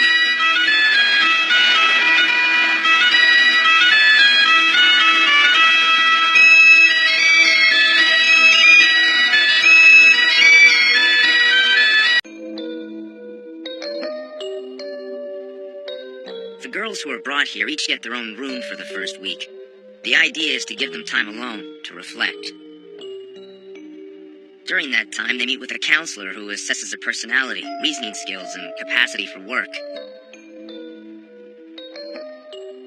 Inmates are held for 6 months for short sentences, and some up to 18 months for longer sentences. While they're here, they follow a curriculum that will prepare them for their release. Out of all the inmates, there is one particular girl who's made a lasting impression on me. Her name is Akemi Kikushima.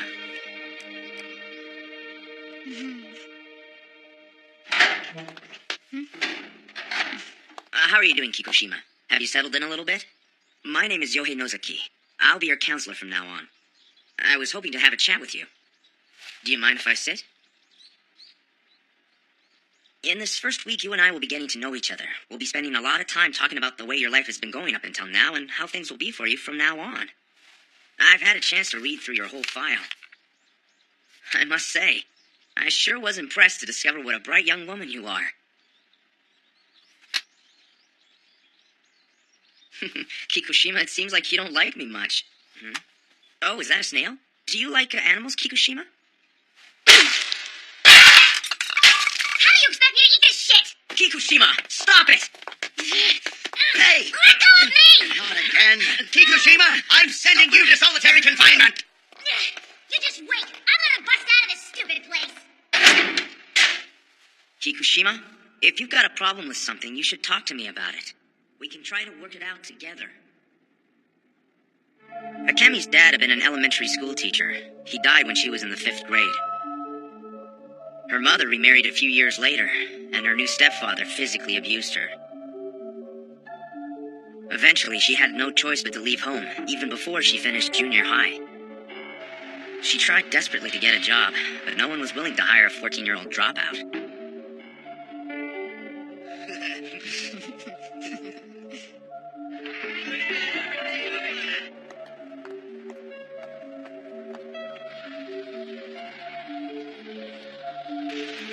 Hold it! 2 years after Akemi left home, she was finally taken in by the vice squad. Prostitution, extortion, drug use. We've got evidence. You can't deny it. Kikushima? The police had her charged as a juvenile offender. she was brought before the Young Offenders Office of the Family Law Courts. Every year, about 14,000 girls are brought to the Young Offenders Office. In about 77% of the cases, the judge decides that a girl possesses responsible decision-making skills, or that the reason she didn't have those skills was because someone had a bad influence on her. In other cases, the judge will decide that the offense was minor. In these situations, the girl is returned to the custody of her parents or an appropriate guardian. But about 4% of the girls don't fit those criteria. They end up at the Juvenile Classification Office for 2 weeks, where a panel of judges determines their fate. Usually, they're sent to a reform school. That's what happened to Akemi Kikushima. And then... What is your problem? What do you think you're doing? Kikushima, stop! It's your fault! She continued to break all the school rules. Stop it right now, Kikushima! You hear me? That's enough!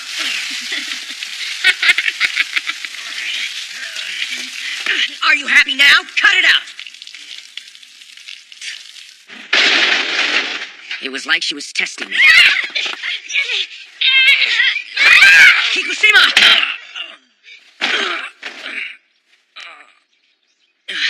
Kikushima. And then, 3 months after she arrived, what I had feared the most happened.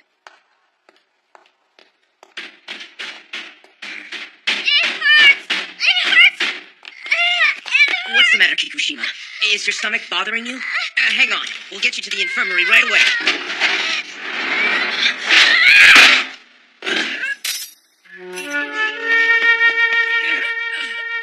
Kikushima, don't do anything stupid. Warden, let's put in a search request to the family court immediately. We must get the police to catch her and bring her back. Wait, just a minute. There's no obligation to tell the police about an escaped juvenile inmate for 48 hours. We should try to handle this on our own and bring her back ourselves. No, Kikushima is a special case. This time we should have her case moved from the family to the youth court so the police can get involved. No, we can't do that. Mr. Nozuki, if she happened to hit you just a couple inches more to the right, you could very well be dead right now. Warden, please. We owe it to her to give her another chance. If we abandon her right now, we both know there's almost no chance she'll ever be rehabilitated. She's only got one place to go, and that's back to her old gang. I know where they hang out. Please, you must let me try to bring her back. No, that's crazy, Counselor. It's way too dangerous. Warden! I beg you. All right, you can go. But I don't want you putting yourself in any kind of danger. Yes. Thank you very much.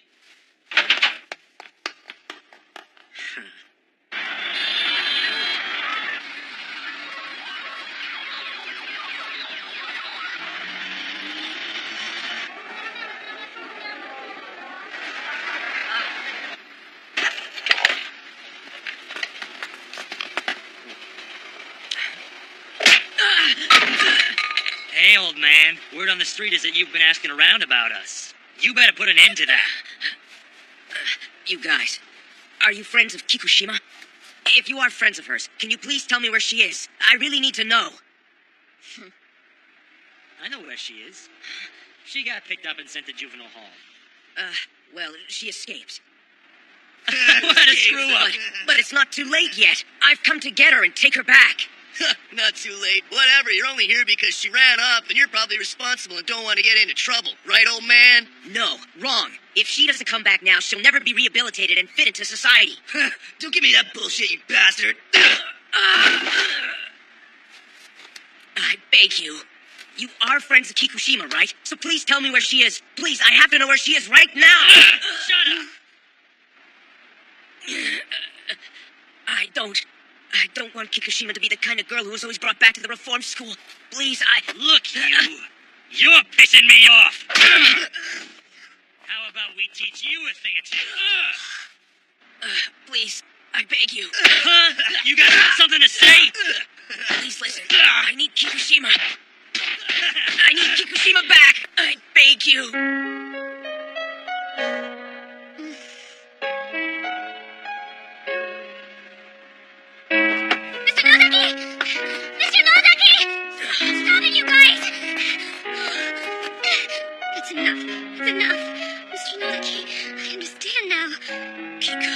Kikushima. You're a fool! You know that? A fool!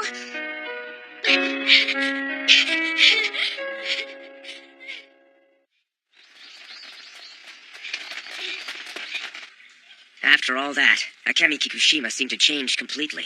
She took her life here very seriously. After 14 months, she was released into the hands of a custodian. Thank you, Mr. Nozaki. I'll write you letters, okay? I promise I'll be sure and write. Okay, sounds great. Hey, good luck. Thanks.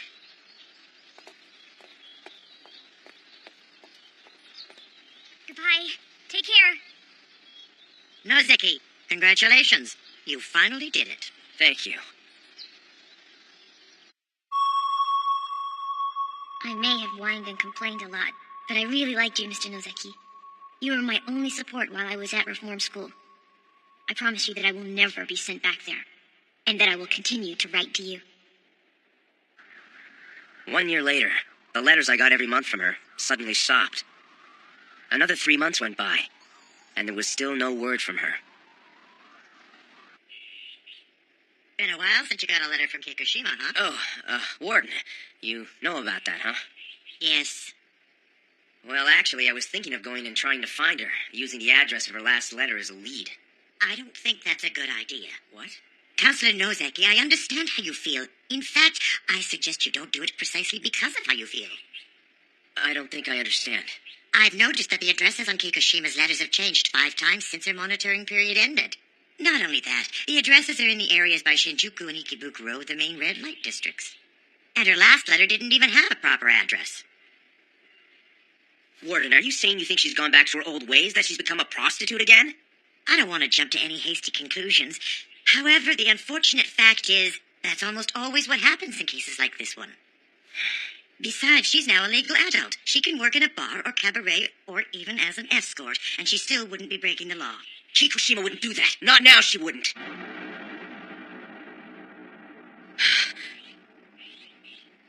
I guess by the time she was 14, she already knew that to survive on the street, she had to make money by selling her body. That must be why she's so confused about everything. But if that is what's happening to her again, it's really important to me that I go find her and help her. Counselor, When we released her from the school, I really thought she'd be okay. So if it turns out that she's living the kind of life that would bring her back here, then tell me, what good have I really accomplished in the end? And if she does come back, then how will I ever be able to have any faith in myself? But my worry is that if you go off to find Kikushima, and you discover that she's been living the same kind of life as she was living before, something tells me that you'll probably blame yourself even more than you already do now. And if you lose confidence as a counselor, you might leave here. Look, it would cause problems if any counselor left the school right now.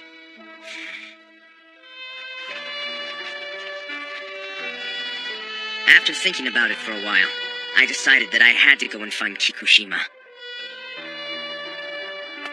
I prepared myself for the worst.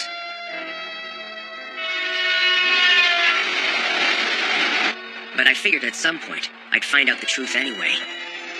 And if she had gone back to her old life, better to find out about it on my own than waiting for her to be sent back to the reform school.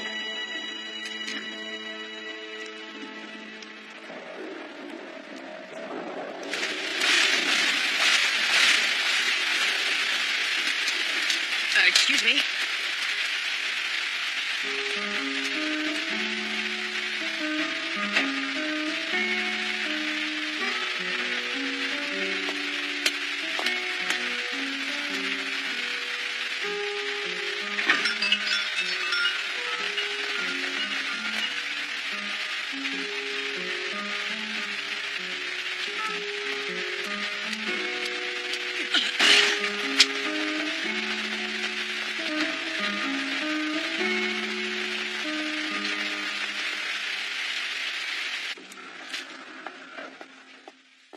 Excuse me, is there a girl named Akemi Kikushima working here? Oh, you want a Kemi?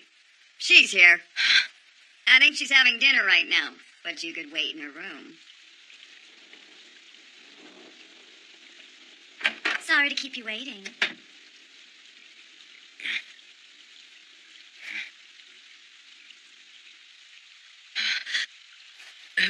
Who are you? You're not Kikushima. Yes, I am. I told the woman at the front I wanted to see Akemi Kikushima. Well, that's my name. Me. Hey, wait a minute. You're not leaving.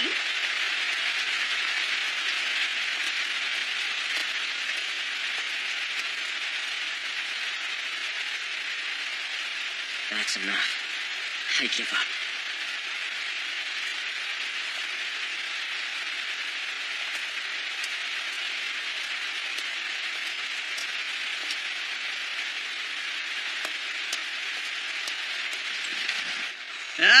Please, have a seat.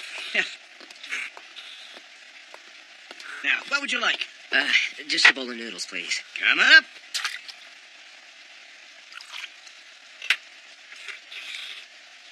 Time to go home. It's like the warden says. Even if I did find Kikushima here, what could I do about it anyway? Huh? What'd you just say? Huh? Oh, nothing important. And here you go.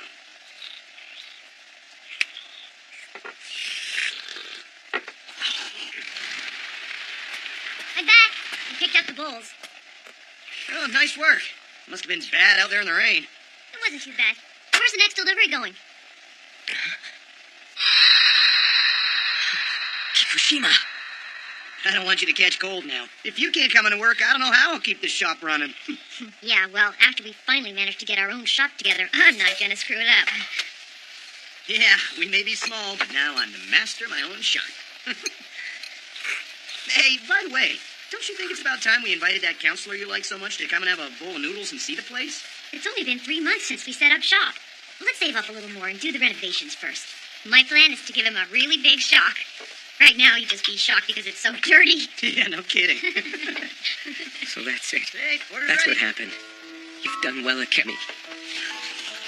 You've done really well. Okay, I'm all set. Next up is the Pink Hat and Paradise in District 2. See you later! Congratulations, Akemi. I know you'll be able to work hard for the rest of your life. You have found a new teacher. Go for it, Kikushima. I am so proud of you. Work hard. Excuse me, sir. Is everything okay? Oh, yeah. I'm all wet and the rainwater got in my eyes. But there's no river anywhere near me now. There's no river for me anywhere in this goddamn city. I need a river to soothe me. I need a river to calm me down. Do you understand? Shoko, did something happen? What's the matter? I killed him. What? You did what? Yes, I finally killed the bastard. Please. Help me. Please help me, Mew. Please.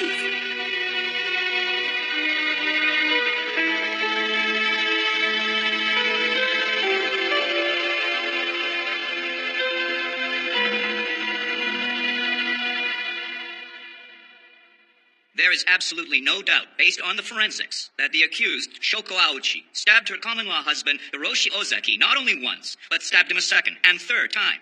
More than that, after committing this savage crime, the accused stepped out onto the balcony of her apartment and made a telephone call to her lover. Based on these facts, we can conclude that the accused had planned the murder of her husband, Hiroshi Ozeki, and that she had prior motive.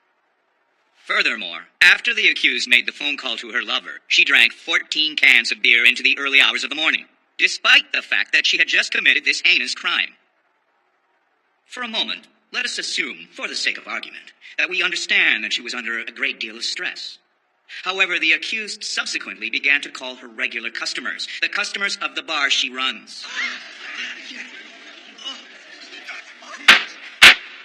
Silence now. Oh, it's not like I called them because I wanted to.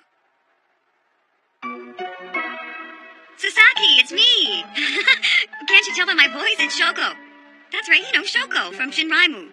So what's going on? You haven't come around recently. Listen, Sasaki, I have exciting news. It's the bar's 10th anniversary next month. And I was thinking of having a big 10th anniversary party for everyone. Will you join us? I didn't care who. I just wanted someone to ask me how I was doing. Hi there. Is this Hashida? Do you know who it is? It's me. Well, you see, I think it was past midnight when I got a call from her. Maybe about 2 o'clock or so. What did you talk about? I don't really remember. I kind of figured that she was drunk, so I ignored her while she was talking, and then I hung up on her. Now tell me, judging by her voice and the time of her call, didn't you think there was something wrong? Objection! That question is clearly leading the witness. Sustained. Counselor, please change your line of questioning. Well then, tell us, have you ever received a telephone call from the accused in the middle of the night? Never. I'd usually hear from her around lunch or in the evening when I'd get a call inviting me to come around to her bar. Did you know the victim, Hiroshi Ozeki?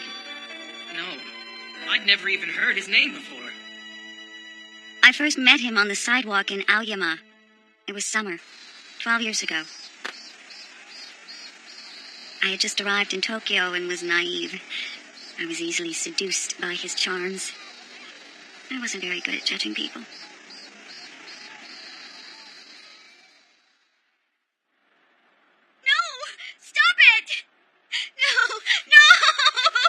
Ah, you stupid little bitch! Ah! You think you can come all this way and then start screaming and shouting? Somebody, please! Call the police, please! What's going on? Listen up, lady. You can go ahead and call the police if you want to. But if you do, I'll get my boys to stand out front and make sure you don't get any more customers coming here.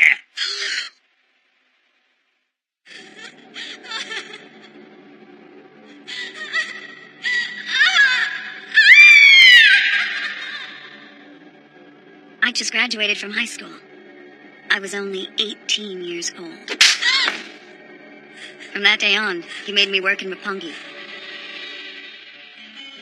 About 2 years later, he became a big shot in organized crime. He got a bar, and I became the hostess. I tried to hide the fact that I had a relationship with him, and I worked as hard as I could at the bar. Eventually, the bar became everything to me.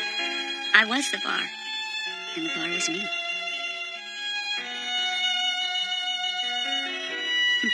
My whole life was wrapped up in the place. I poured everything I had into that cramped little spot because I could call it my own. I protected that bar for 10 years.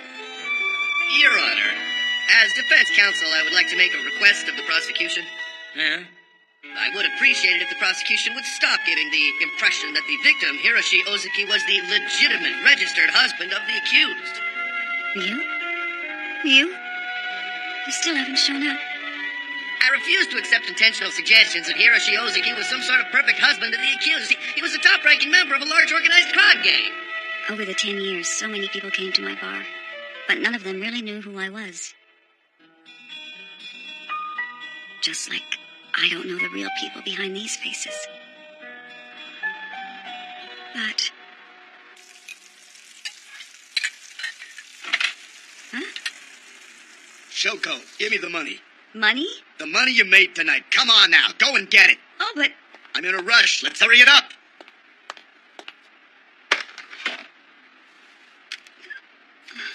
In all those 10 years, there was only one person who gave me any comfort.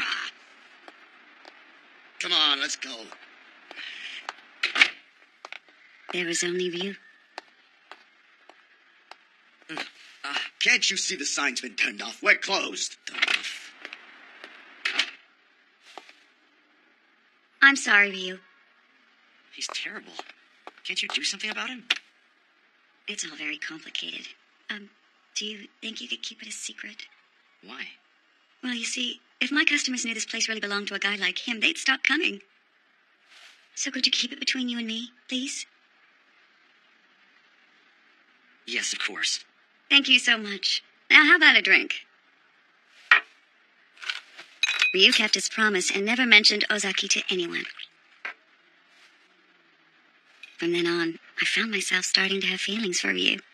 Not only did Hiroshi Ozeki behave violently toward the accused by punching and kicking her, he placed the accused under financial hardships by taking the bar proceeds for himself. This was because his own sources of income had recently started to dry up as a result of a rift with his gang associates. Then one night...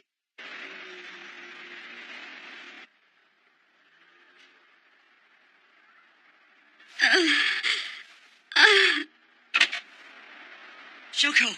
Oh, no, Ryu. Oh my God, are you all right, Shoko? Tell me, did he do this to you? Never mind you. I'll be just fine. You've got to lie down.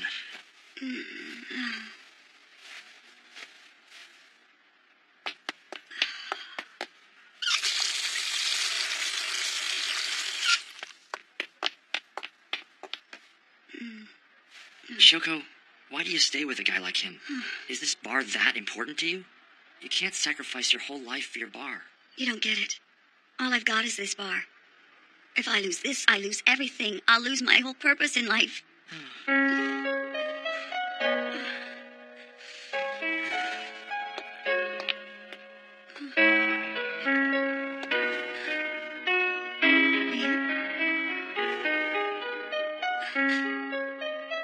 Ryu. Oh, Ryu, why are you crying? Well, it's just that I feel so badly for you. You shouldn't have to put up with this. I like you and I feel very close to you, so it's difficult for me to see you go through this. Ryu.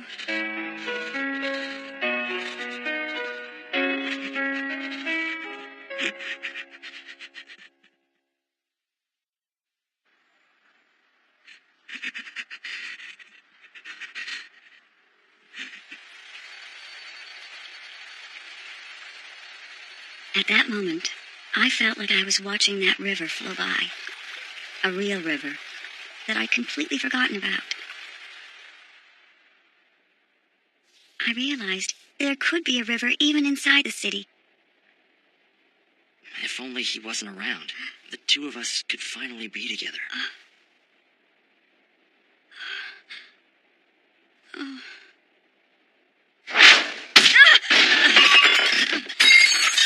Get up! But I swear I don't have any more money. I know you're lying. Your bar's a popular place.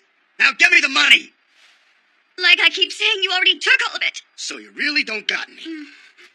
Well, all right then. I'm gonna take the lease contract for the bar. Huh? No, you're not serious, are you? What, are you stupid? I'm telling you that I need the money. Let's see now. Where's that lease? Yeah, here it is. No, please, please, don't do that. This bar is my whole life. Shut up!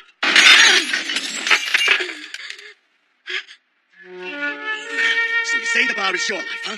Well, I need the money to pay back the gang. My neck is on the line here. Hiroshi! Listen, I bought this bar in the first place, and I can do whatever I want with it. Please, don't do it. Hey, forget about it. This is your life, right? I'll make sure I get a good price for it. No!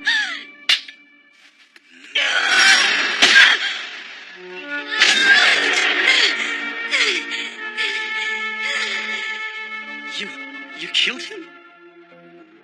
Hello? You? Why aren't you saying anything? Please, can you come over right away? I don't know. I don't know what I'm supposed to do. Why? Why, Ryu? Why didn't you talk to me on the phone?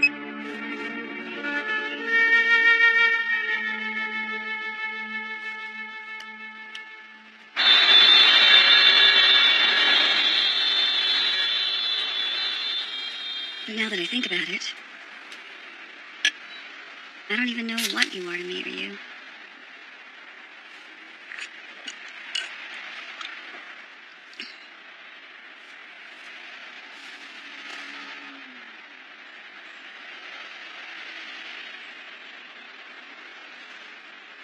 I wasn't casually calling people. I wasn't casually drinking beer. I was scared and lonely, sad and afraid. I was calling everyone I knew, trying to find a river inside the city. A river that could soothe my soul, just like the one in the village where I grew up. But no one understood.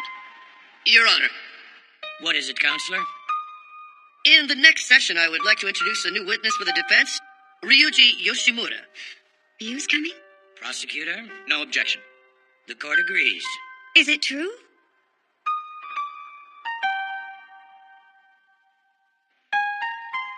Counselor, is Ryu really going to appear as a witness? Yes. But why would he? He says he wants to be a river. River? That's right. That's what he said when he came to visit me at my office yesterday. He wants to be a river. You killed him?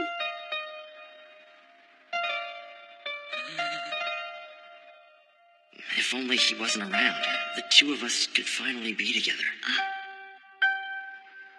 And? When I realized I might have encouraged her to kill him, suddenly I became very afraid. And then I just felt like I had to get away. So what made you change your mind and decide to testify? Because I love Shoko no matter what she did.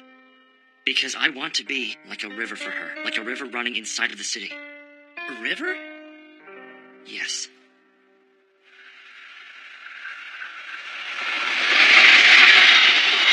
If Shoko stabbed Ozaki because of what I said to her, then I believe she truly loves me. And even if she had another reason, I believe she killed him because she had to. Shoko once told me. At that moment, I felt like I was watching that river flow by. A real river that I'd completely forgotten about. So that's the reason I've decided that I want to be like a river for Shoko. And so I've collected these. What is that? It's a petition for clemency. The customers who went to her bar, as well as all the neighbors who live in her building, really wanted to do something to help her. And so they all signed this petition, asking the judge for clemency in Shoko's case.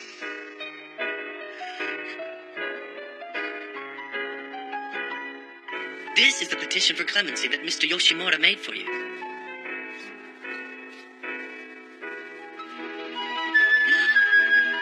I will be submitting it to the court in the next session. Counselor.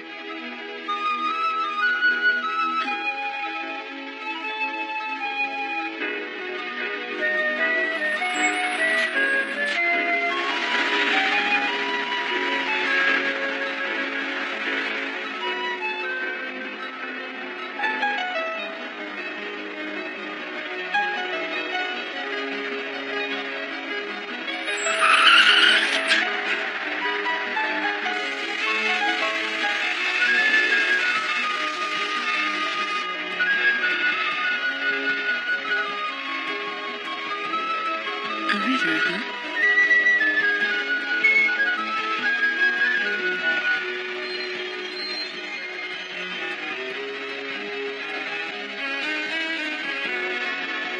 The people flow across the intersection. The customers who went to her bar, as well as all the neighbors who lived in her building, really wanted to do something to help her. A river.